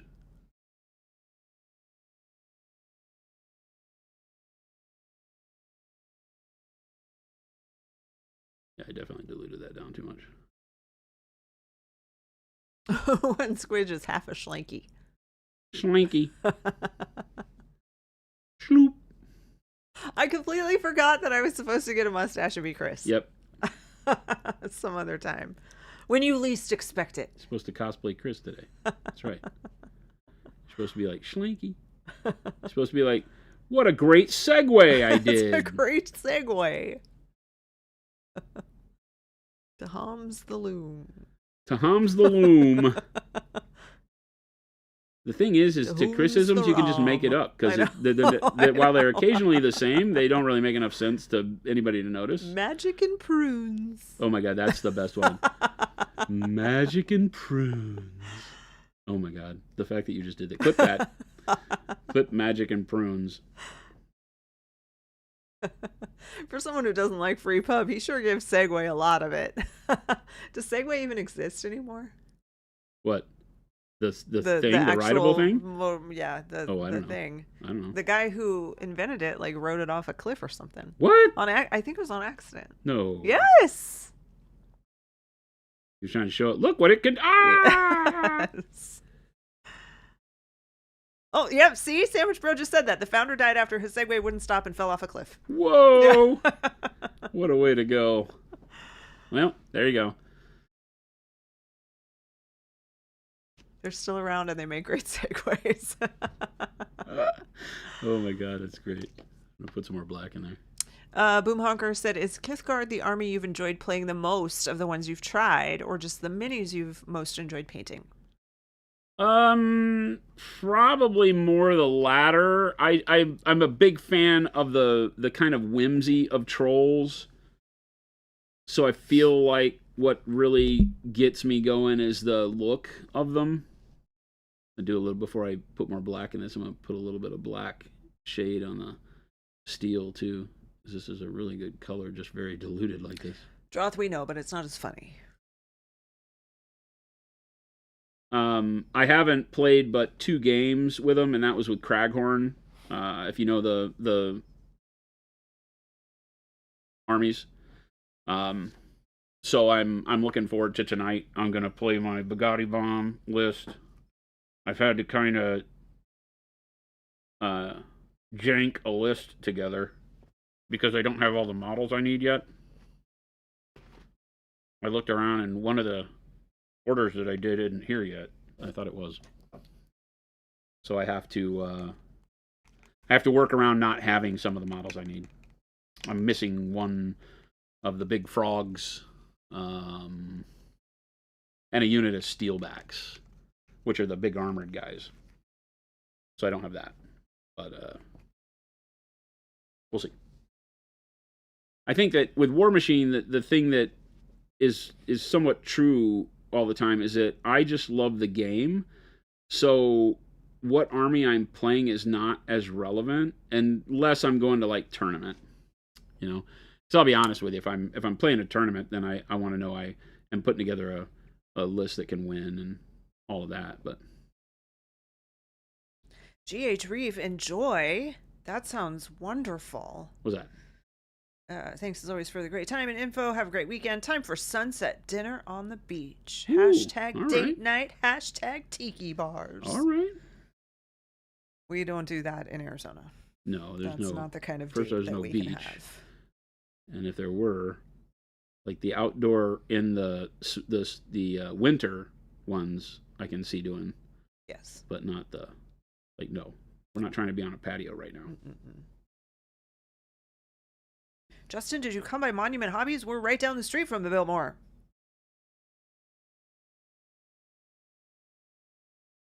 That area is super nice.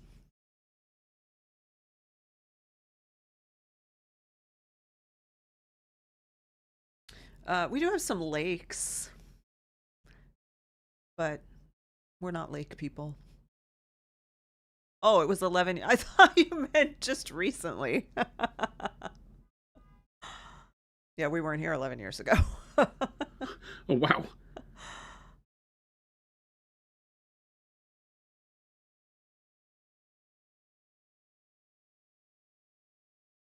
Sunset is also the death time in August. That is true.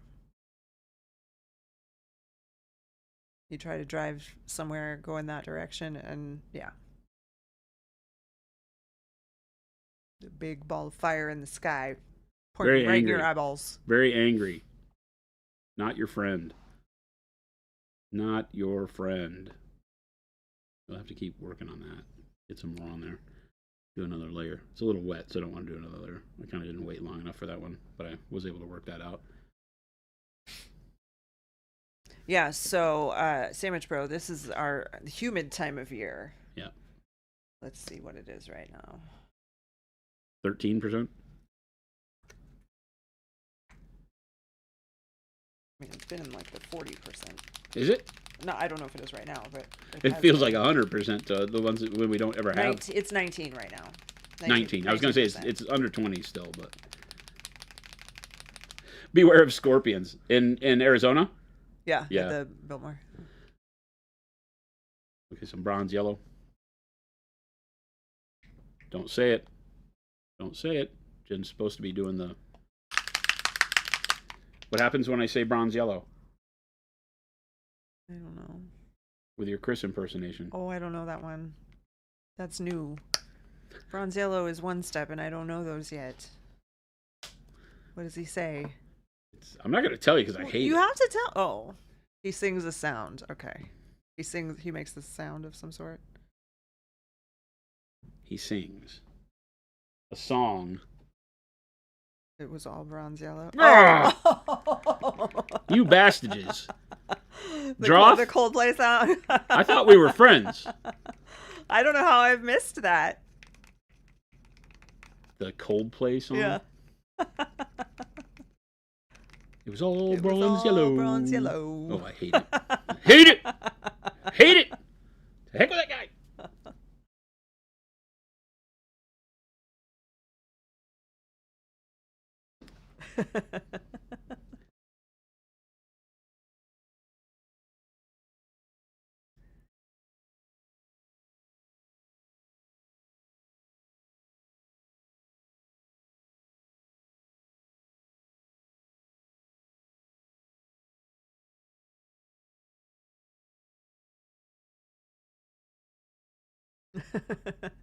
I haven't threatened to ban anyone or done any sounds. He's started leaving the sounds out again.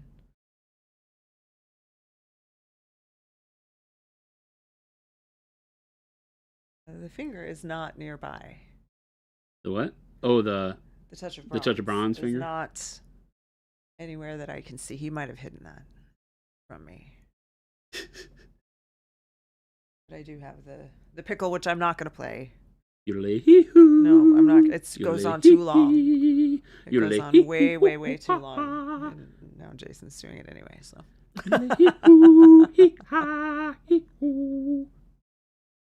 Every day around here is Gen Con. We've been saying that for years. Good tarnish. The bronze yellow. That looks so good. I just kind of apply it in towards where shadows would head. Towards the base of this helmet a little bit. And just kind of squidge it in there. Not trying to cover the whole area. Not trying to have it be a wash. I'm just having it be a filter. We can do it on the shovel too.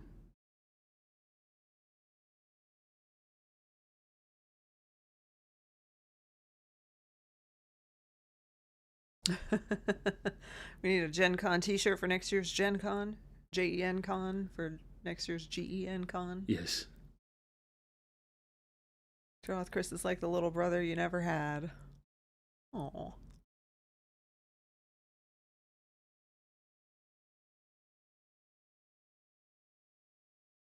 Squidge is a unit of measurement and a verb. English is a complex language. Very complex.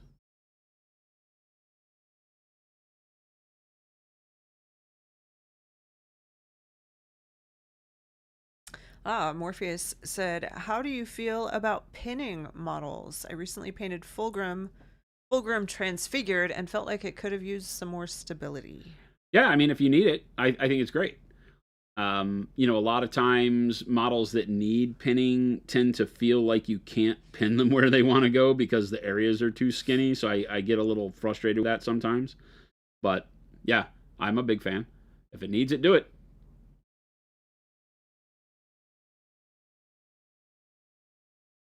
Oh my goodness, Jeff Brando. Jeff Brando is regaining consciousness from his afternoon surgery. What? And you're here? What the heck? Hoping to finish Clanker tonight. Nice. Supposed to take it easy, which means paint when it doesn't hurt. All right. Oh my goodness. Well, I hope hopefully you're doing all right. Went well. Don't overdo it.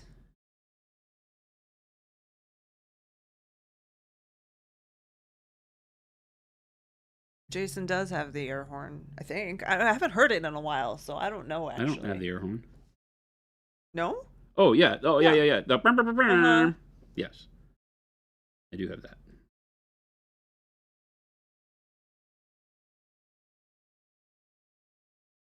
We don't overdo it because you know why? Because Jason is in possession of it. That's why we don't hear it very often. It's reserved for only special occasions. I forget a lot. I'm old and I forget. So that's why I don't play any of the sounds over here. I'm old and I forget. I'm old and I forget. A buttload translates to 160 gallons of liquid. Is that official? That feels official. That feels like it was said with authority. How much is a crap ton? A buttload is how much? 160 gallons. 160 gallons. So a crap ton would be 1,000 tons that. Wow. That's a lot. Yeah. I'm sticking to it. That just is such an intense ad that it doesn't take any effort at all, right? It just, your metals just come to life. It just is so realistic looking. It's crazy. Yeah. Too easy. That's paint on resin? Yeah. Yeah. It looks like metal. I don't understand it. What? It's magic. Magic. How it looks like that. Magic and prunes. Magic and prunes. Chris has immortality. You realize that? Like, I don't have any immortality. You don't have immortality. No. It's Chris. It's not even Chris's show. He's the one everybody will remember. Magic and prunes. It was all bronze yellow. Freaking guy.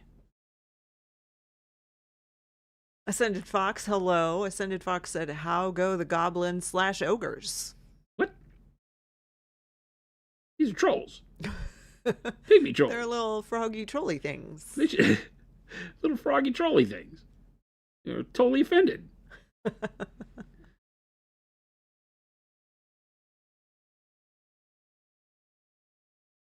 Trolls, same thing. Trolls, ogres, whatever. Robians, enjoy your weekend. Thanks for hanging out. We do this every Monday through Friday from 2 to 4 p.m. Arizona time. What? I actually only do this on Fridays. Jason does this Monday through Friday from 2 to 4 p.m. Arizona time.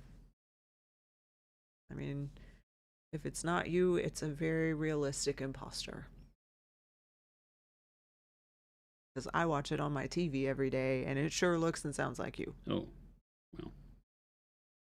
I had no idea.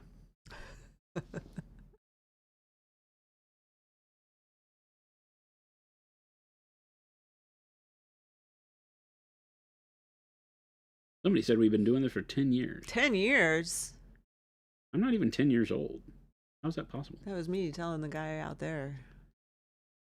Did you tell him we've been doing this for 10 years? Yeah, he's like, what are you guys doing, a podcast or something? And I explained what we were doing, and it's like, oh, wow, that's really cool. How long have you been doing that? And I said, well, we've been streaming for 10 years, making paint for 8. And then I, like, for these little things, because you have a whole bunch of models on the table out there, he's like, what are those? And I said, well, they're for games and stuff. And I said, you know, the ones he's painting now are for a game called Warmachine, and said that, like, probably the most well known is Warhammer. He's like, oh, I've heard of that. Jason will dance every day from 2 to 4 p.m. Oh, he'll dance. Ascended Fox got the Ogre Maw Tribe box set today. Oh, man, it's so good. Ryan on our team got it last week at game night. I was very jealous. Ooh. I refused to buy it. Really? Yep. If somebody has one, if one of the guys buys a box and wants me to paint an ogre, I'll paint an ogre, but I'm not buying them. I'm not buying them because I'll never play the game. Okay. I say that, and then I'll change my mind. But as it sits, the answer is no. They're really good. I mean, I've always loved ogres, and the redo play. of ogres is really good. Like, they look great. Kudos to GW. They still continue to impress with the designs. Very nice indeed.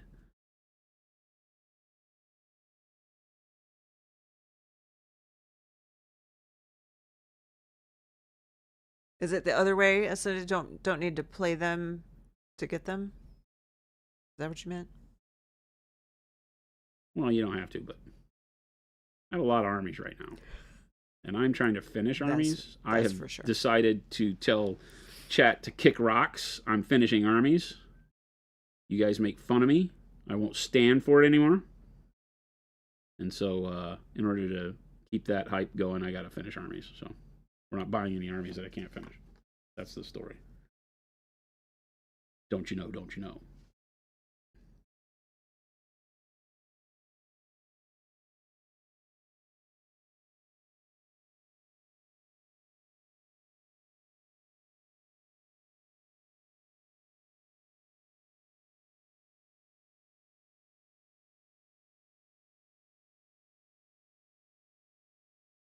Vince retired Larry the Ogre. Yeah, because he's got new ones. It's Gary now? Is it Larry turned to Gary? What is Larry the Ogre? Larry the Ogre was Vince Venturella's model that he would go to show how to do stuff. Oh. And he painted him like a million times. Oh, wow. He's been around forever. And he retired him because now there's new ogres. So. Because what? Because now there's new ogres. They redid them. Oh. Oh. Yeah, it's Gary now, everyone says. Long live Gary.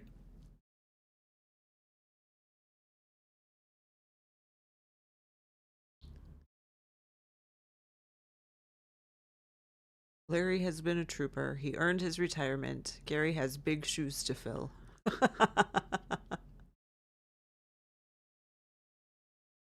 Photon Cosmonaut said those pigs are oddly adorable. Aren't they great? They're really fun. I don't really like lots of pigs in the army. Like, they just don't feel great. But these have still got a good kind of whimsy to them that makes it akin to, like, the old goblins and orcs. And makes me all right with it.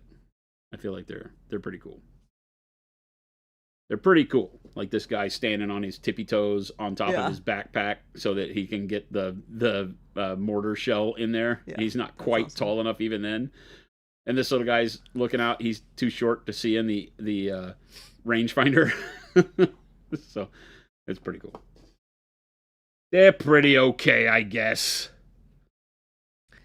Dana did a video the other day stating she's using the Monument base set so it's accessible to everyone. I loved hearing that. Who's Dana? Dana Birch? No, Dana... Huh? Yeah. No, I'm thinking Darcy Bono. Yeah. Who is this? Danger Boy, who are you talking about? Archimoto. Could you recommend a chromatic white workup for my Space Marines? What do you want to have the undertone be? Or do you want like a blue, purple, iridescent? Help me understand what your goal is with it. Dana Howell. Dana Howell, that's it. Oh. I don't think I know her. I was thinking Darcy Bono as soon as I said Dana. Dana has been painting a long time. Great painter. Man, that looks so good. This is just that instant oxidation. Did we get an answer back on Not yet. The white? Nope.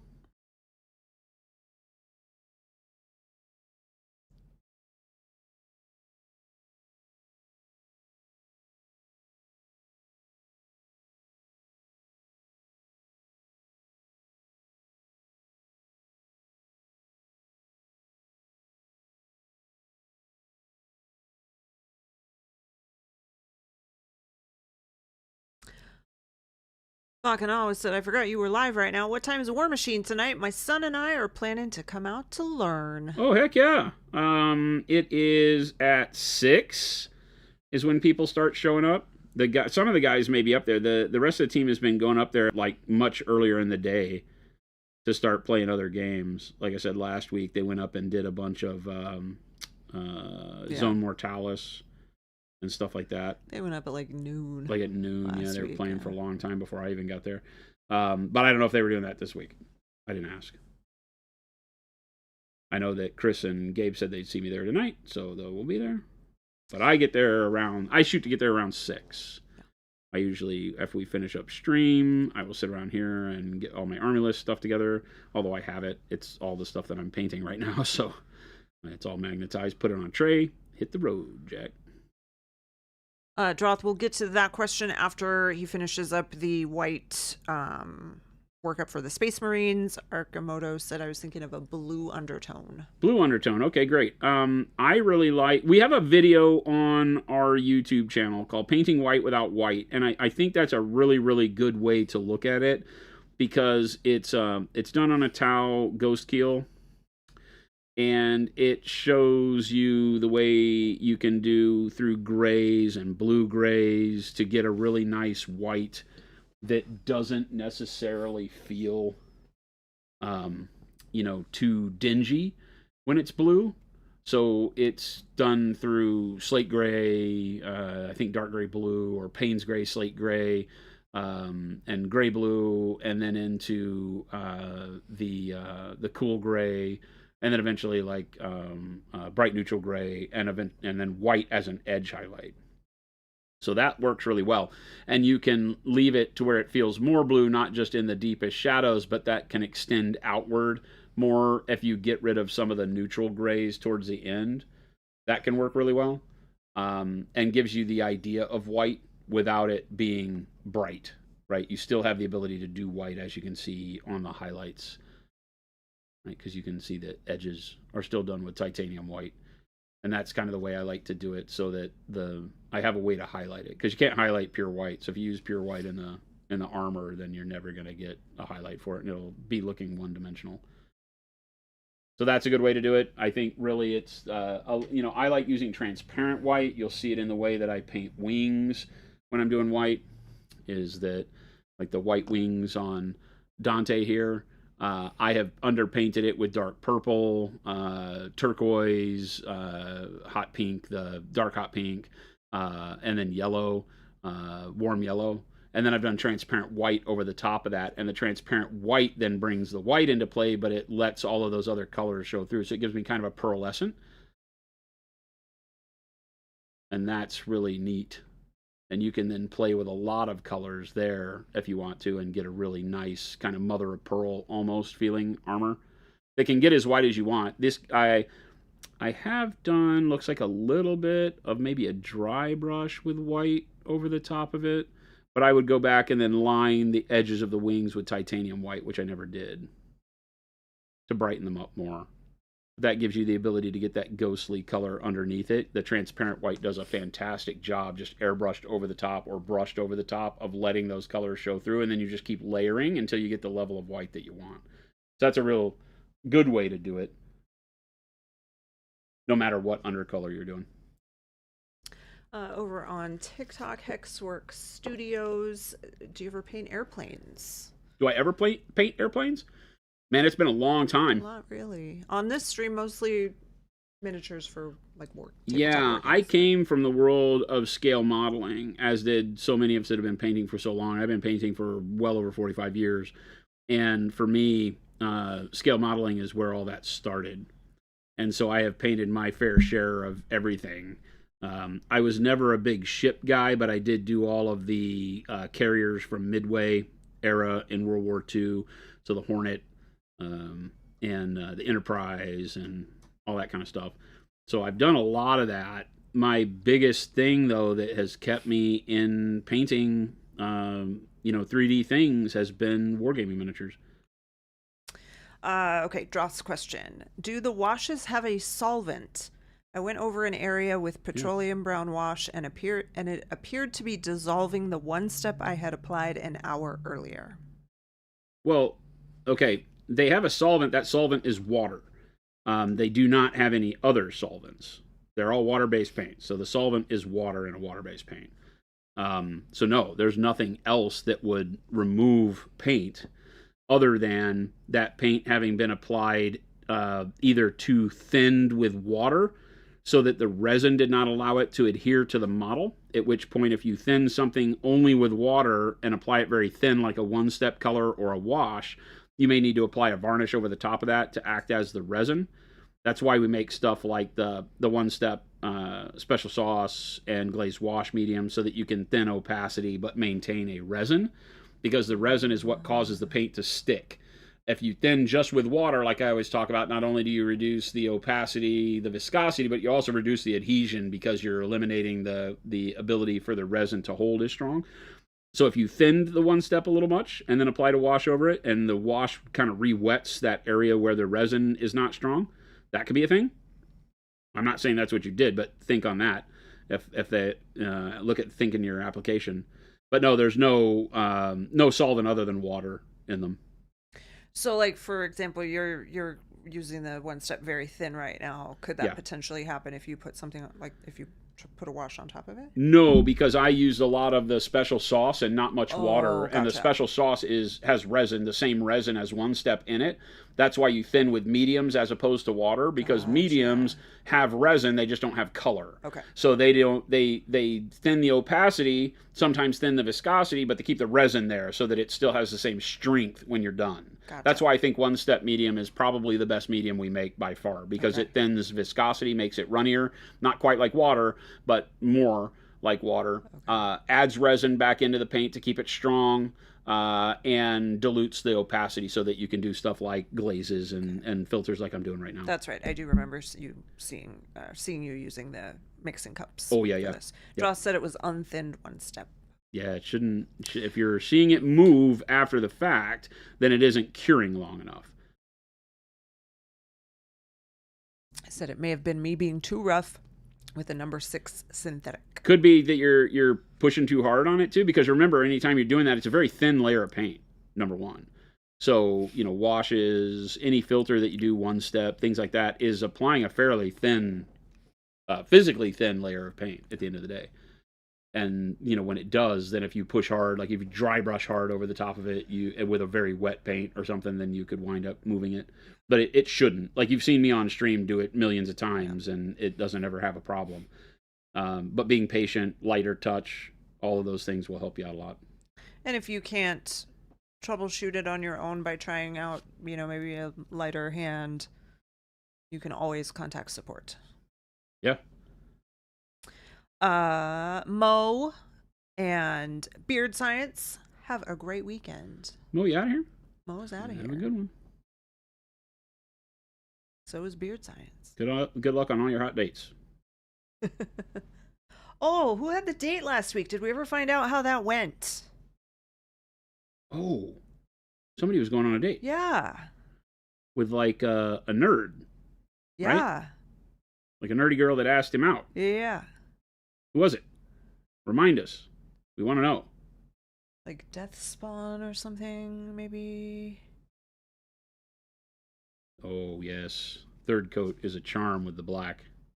Oh, looks so good. First coat was way too thin. Second coat started showing me what I wanted to see, and third coat is the answer here. Yeah, Silver Shield, I think that's exactly what he was saying, is that if you struggle with patience and the delicate touch, could you apply a very thin layer of varnish? Yep.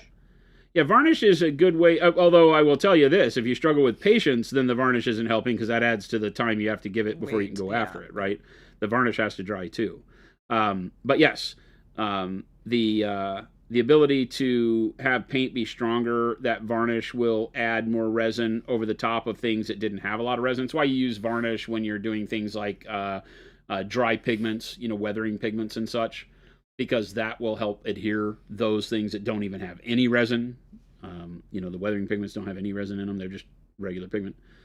And so, yeah, varnish is always a good place to start if you're looking to bind anything better to the model and protect it more. So if you do thin layers of oil washes or whatever you're doing, put a varnish over the top of it. Help protect it. Yeah, that looks perfect. Draw said they're married now, 7 kids and a dog.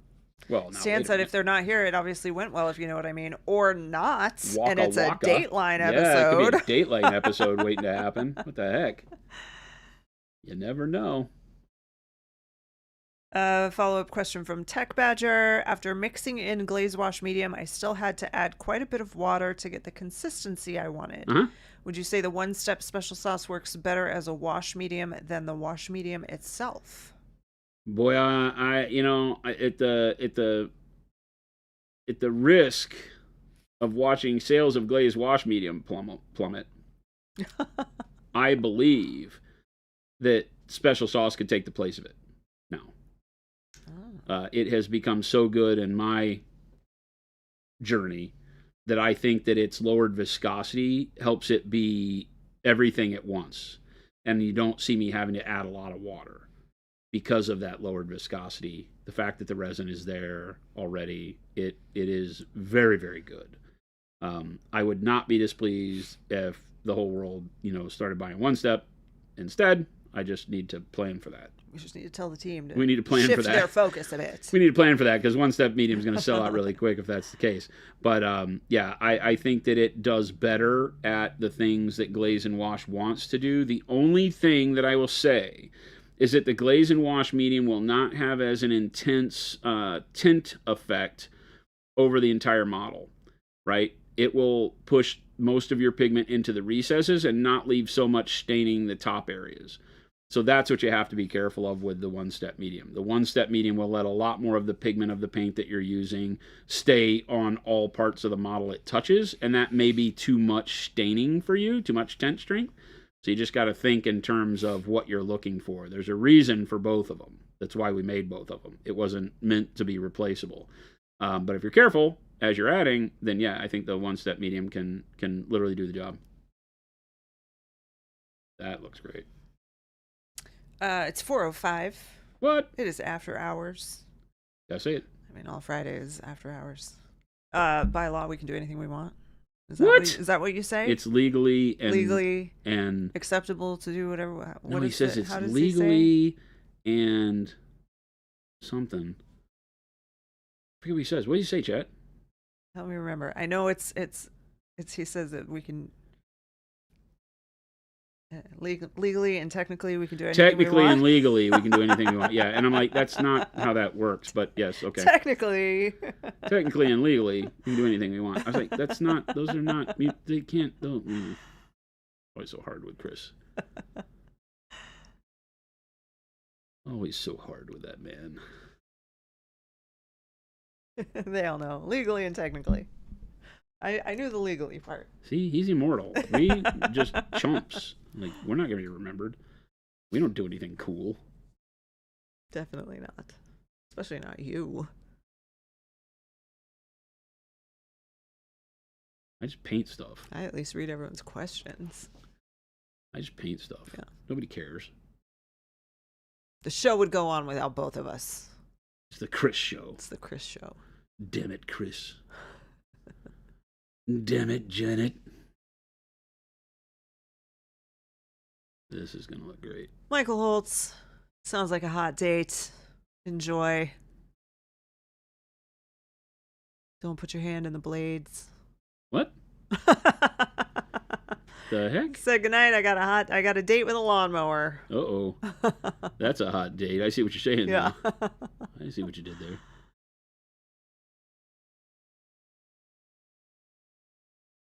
Zach Devon, definitely stealing the one step over metallics trick. Looks awesome. It's great. This combo especially because the dark blue black gives it the blue steel effect.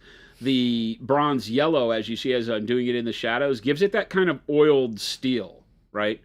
As it gets up to the shiny area, you lose it. As it gets down into the shadows, you get that kind of dirty, oiled, just dirty metal. So I think this handles realistic metallic without there being, too much effort involved, and super, super easy. Everybody can do what I'm doing. There's not much rhyme or reason to where I'm putting the color kind of towards the shadows, but, I think if you just kind of go towards the lower area of your metallics, then you're fine.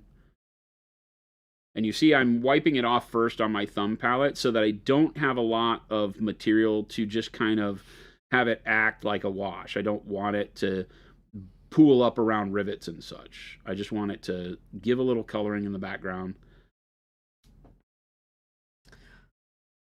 Darth Vader burn.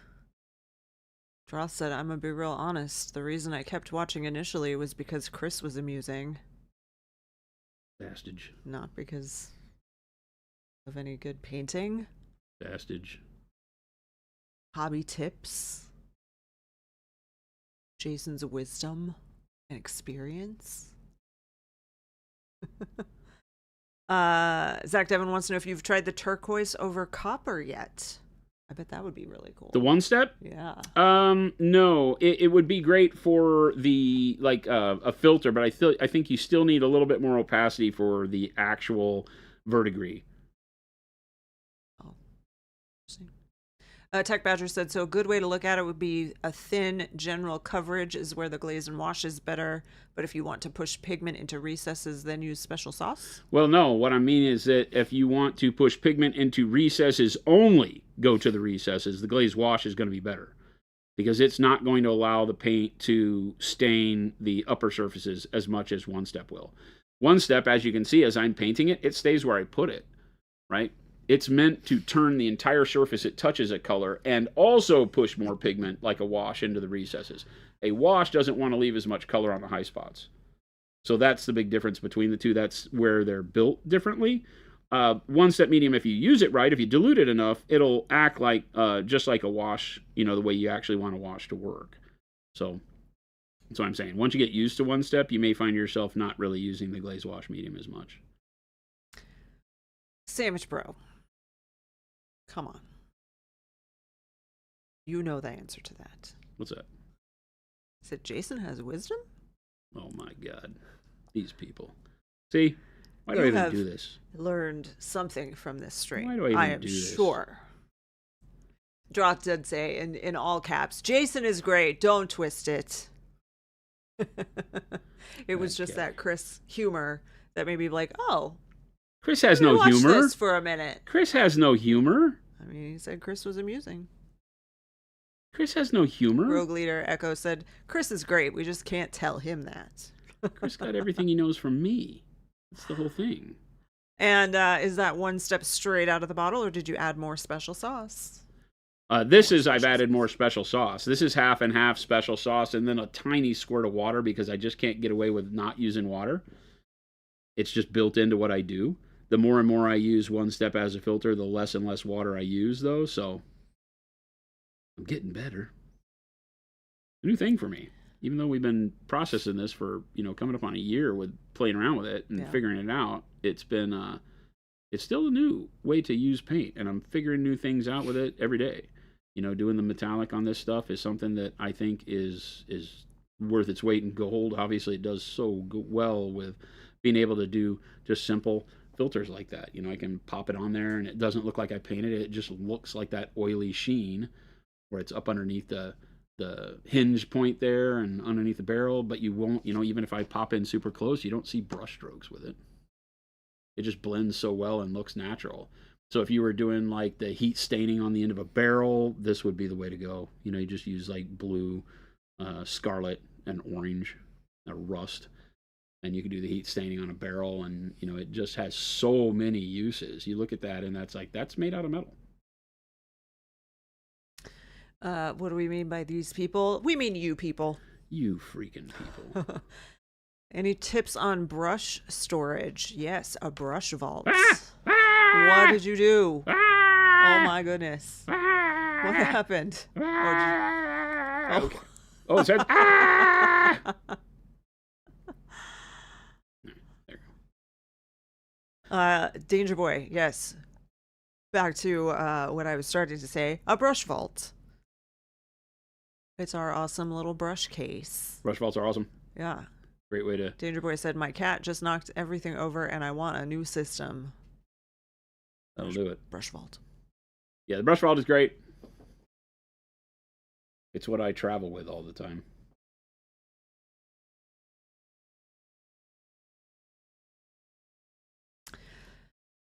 Stan said, I'm painting the Brine Bloods. I've Nice. airbrushed royal purple. I won't do the accent, by the way. See, she remembers. I've airbrushed... Brush some royal purple. I've airbrushed royal purple. I can't do it. Ultramarine, sky blue. What would work for a highlight? Sky blue and white blue 1-to-1, and then come in with a hairy brush and a hairy brush. Aren't they all hairy? An edge highlight with white blue, or would that be a big step? No, I think that would work. Yeah, that's probably the way I would do it. Get a cat vault. Put your cat in a vault, not your brushes.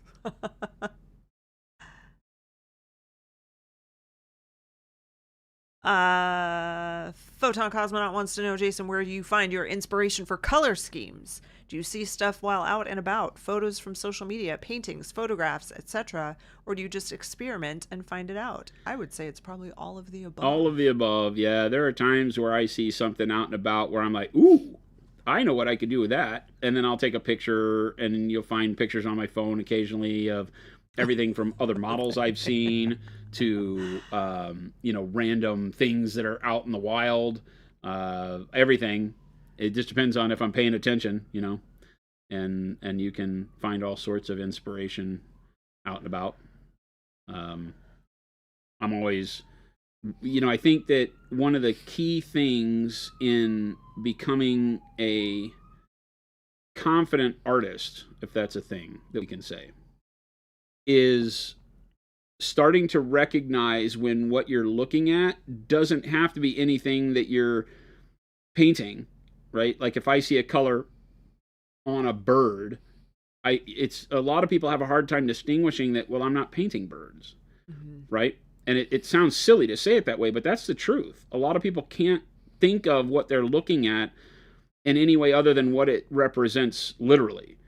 And you need to be able to take a step back and say, okay, but that coloring on that bird would be really bitchin' on this Space Marine I'm doing. Like that color combo just looks really cool. How could I make that happen?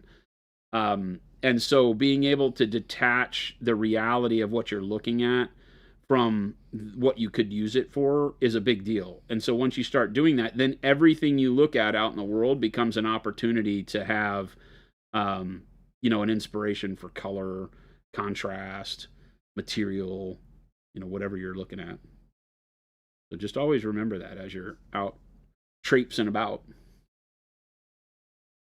Well, that hammer that's just too good. Too good, too easy. Maple, roadrunners are fast when they're being chased by coyotes. Yes. They just kind of traipse around. Otherwise, they cross the road like no big deal. They don't care. They don't care. Typical birds. Yeah, that looks really good. Then we just have to do the rust over the top. I'm not going to do that because it won't be dry by the time I have to leave for game night. But yeah. This blue messes with my eyes. WGACA. Love your paint range. Did the black wash become thicker than earlier? I go through the black washes like a maniac. No, you might find that there's a viscosity different. They might seem thicker bottle to bottle. We have a range of viscosity that works when we're mixing, and on some paints, from the lowest viscosity it could be to the highest, it might actually feel different. Sometimes that can be like during Arizona summer, the viscosity can raise on them, but you can just thin them with water and be fine. People wants to know what I would like for my birthday. I honestly don't know. Jason has asked me, and she wants to paint this frog. She wants to finish painting this frog for me. I don't. You do. I don't ever want to paint anything that you would ever want to use because it would never be as good as you could paint it yourself. I I want you to recognize what a lying liar who lies this woman is. Because this is the Dreamer for Grimkin, and Jen painted this. That's a long time ago. I barely even remember painting that. And I literally would play this model every game. Like, legit. This is her first time doing OSL. Her first time ever. I haven't done it since. Her first time doing OSL, she did this. Right? Knocked it out of the park for her first time. It's crazy. Yeah, listen to her. I would never want to paint anything you would take to public because it would look so bad. And yet I didn't say it would look bad. I said it wouldn't look as good as you could paint it. This is Jen's tiger. Again, I have not been able to do this since. This is painted entirely by hand. She uses no airbrush, and look at her blending. She is an exceptional painter. It's insane. I came in early today because I thought I wanted to paint. She's and so I sat down. I sat down and started to paint, and I'm painting the Shinobi, which you could show your Shinobi so they know what it was. But I'm painting the Shinobi, and he's painting this. I'm not doing it anything like Jason did, but I was working on the skin, and I wanted it to be a real pale skin, and it was looking a little too yellow. It was very jaundiced looking. So today I came in and I started painting on the skin, and I immediately decided that I was not in the mood to paint. And so I put everything away. She stands up and she goes, she was there for like 15 minutes. She stood up and she goes, I thought I was in the mood to paint, but I am not. But I am not. But I am not. And she put all her stuff on and walked out of the room. I said, I laughed at her. I love you. She's just very truthful. She's very truthful. Yeah, don't talk about my friend Jen like that. She's an amazing painter. She really is. But she takes big old long spats where she doesn't do any painting. And when you're newer, because you are newer, even years-wise, it's become a lot of years that you've been around painting and painting. But you take such long breaks where you don't paint. You know, and this happens to a lot of people out there, is that they get into the hobby, they get really excited, they paint an army, they play with an army, they do the thing, oh my gosh, it's all great, and then they kind of withdraw and don't paint for a while. Yeah. And then when they go back, it feels like starting over. Yeah. But it really is not starting over, it's just the need to knock the rust off, to get the joints loosened up and to find the hand-eye coordination again, and then you'll be back to it. But and to find something that I really, really am interested in. You know, which the Shinobi is like, I really am excited to paint this, but today just wasn't the day. Sometimes it's not. Yeah. We talk about that all the time, you know, and it even hits us here. You know, you have to have multiple projects. You have to have the ability to, if I want to paint, but I don't want to paint what's in front of me, how do I answer that question? Yeah. Because that happens to me all the time. Mm-hmm. It'll happen to me with these trolls. Today, when she walked in, I go, if I have to paint much more metal, I'm going to scream. Yeah. So I stopped painting metal just with, you know, the models that are here, right? Because we did I've got like the Tunnel Rats, and there's a solo guy in here too. I have Private Rattles is in here too. A Mortar Crew, and then a couple of these guys, right? I have a whole tray full of stuff I have to take to play tonight, but I wanted to get some metal on models because the metal starts helping the models feel like they're making the most progress, I think, because it adds something that gives a high contrast to the blue. And the next will be the browns, like the leather and the cloth and all of that, and then slowly work through them. But yeah, there's times where I'm like, I guarantee I'm going to walk in here and go, I don't want to touch those passages. But I have a million other models, so I can literally pick a lot of other models to do. Which is good. It is like riding a bike. If you haven't ridden a bike in a long time, it takes a bit. Yeah. We've done that too. We did that. It's been years ago, but we've done that too.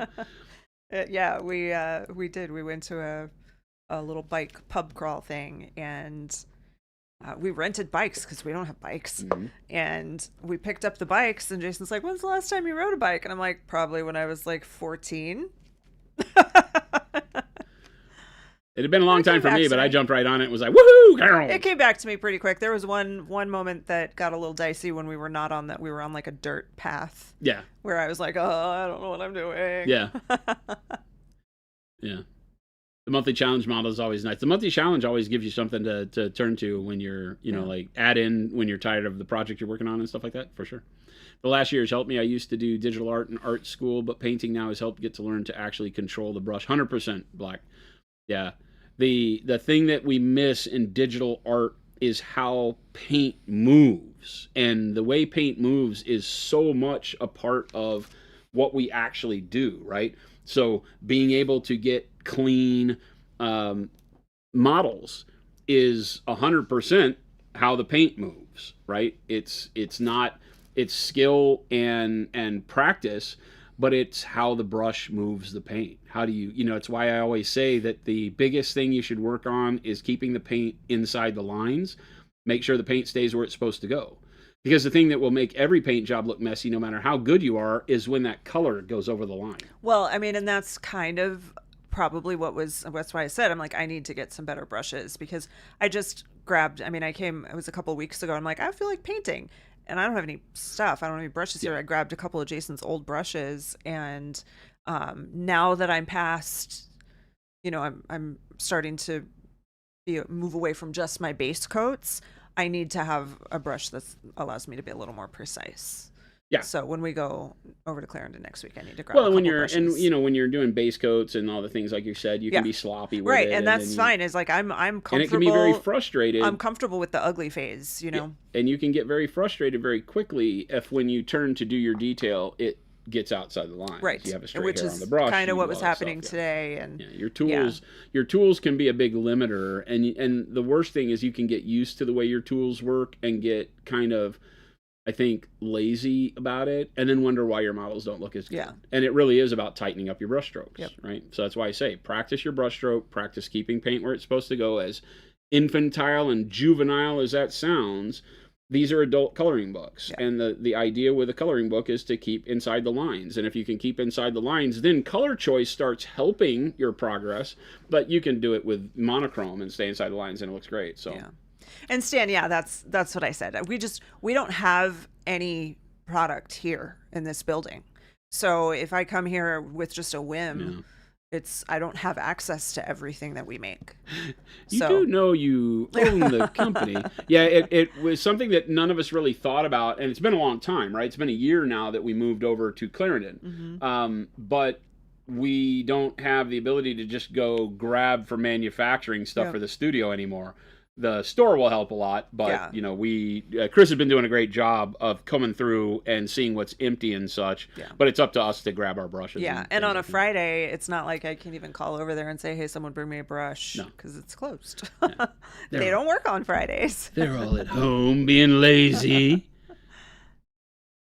Yes, I will. We're going to be over there next week, and I will grab some brushes for myself. Help me remember that.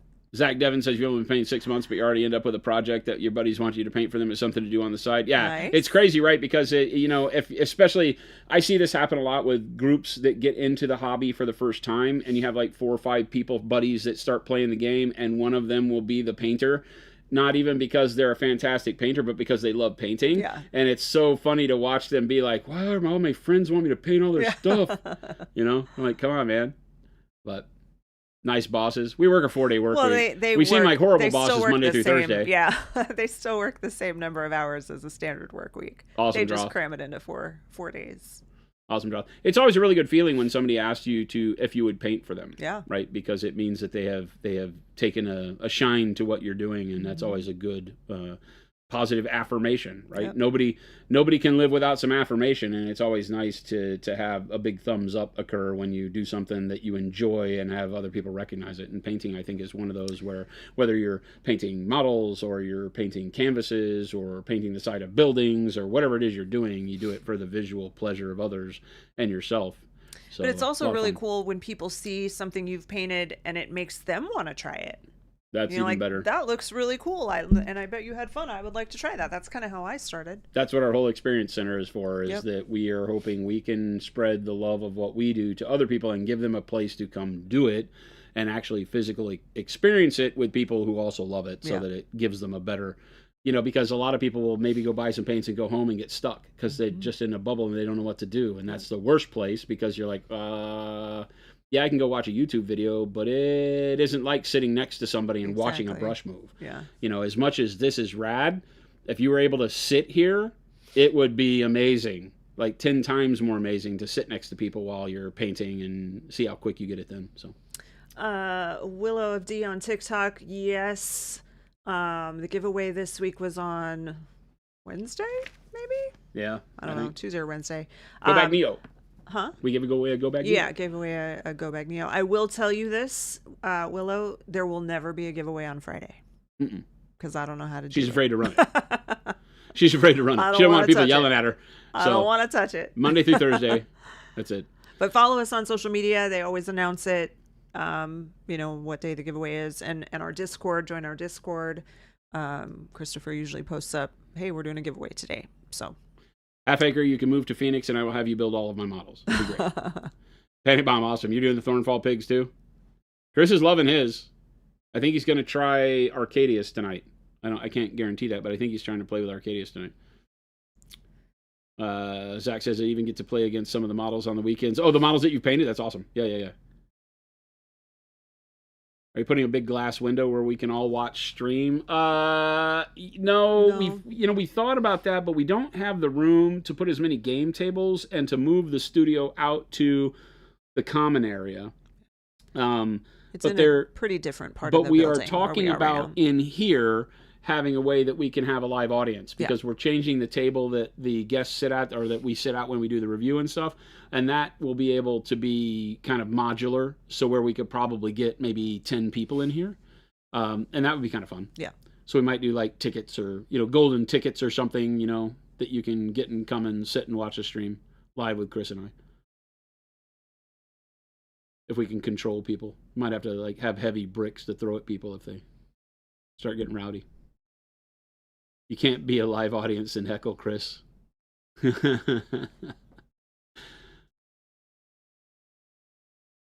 Brando, nice. Your build paint play. Oh, nice. You get to play next week? We do it every Friday. I'm going to go get my butt handed to me because I put together such a crappy list, but it's going to be fun to figure out how this army works.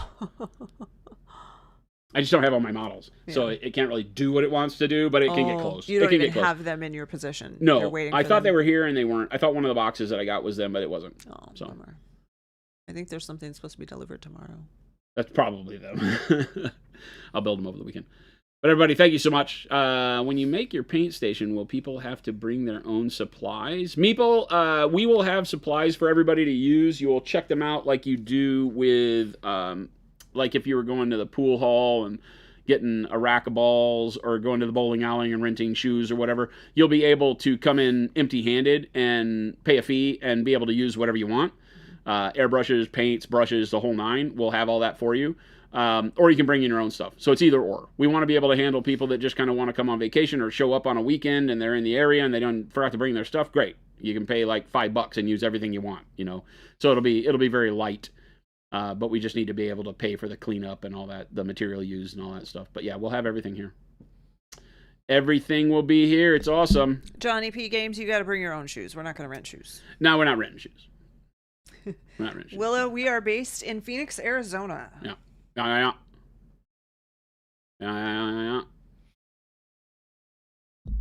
everybody, you need to buy a go bag. I mean, that's always a good choice. Thanks so much for hanging out, watching some paint dry, painting up some more trolls. Got a lot of the metal done. I'm really excited about this. It has such a pop to it. It works really well. And that black over the silver worked really well. It actually gives it almost like a dark bronzy feel on that cannon, which is cool. So I'm going to keep playing around with that. But yeah, made some good progress. Now we just got to paint a million details and lots of fur and spikes and smiling visages. But thanks so much for hanging out with us. Make sure to click the link. Did you put the link up there? I put the link up there. She put the link in chat. So go click Jen's link. Takes you to the one link to rule them all. Go shop on monumenthobbies.com. Buy some paint. Buy some brushes. And get to hobbying.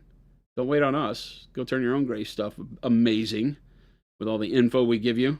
And if you're new around here, make sure to hit the follow and the sub button. We do this Monday through Friday, like Jen told you earlier, from 2 p.m. to 4 p.m. Monument Standard Time here in Phoenix, Arizona for Monument HQ. Soon to be the Experience Center. So thank you so much for all the support. Stick around. We're going to raid somebody. I don't know if Kenny's on. We're going to go raid Kenny. If you want to watch Next Level Painting and continue this afternoon of hobbying, you got to be on Twitch for the raid. So come on over to Twitch and watch Kenny. Haley, hey, take it easy. Thank you so much. And thank you guys. Show some love in the chat whether you wind up. Make sure Kenny knows we're there. And have a wonderful weekend. We will see you back here on Monday. Bye. Adios, gang.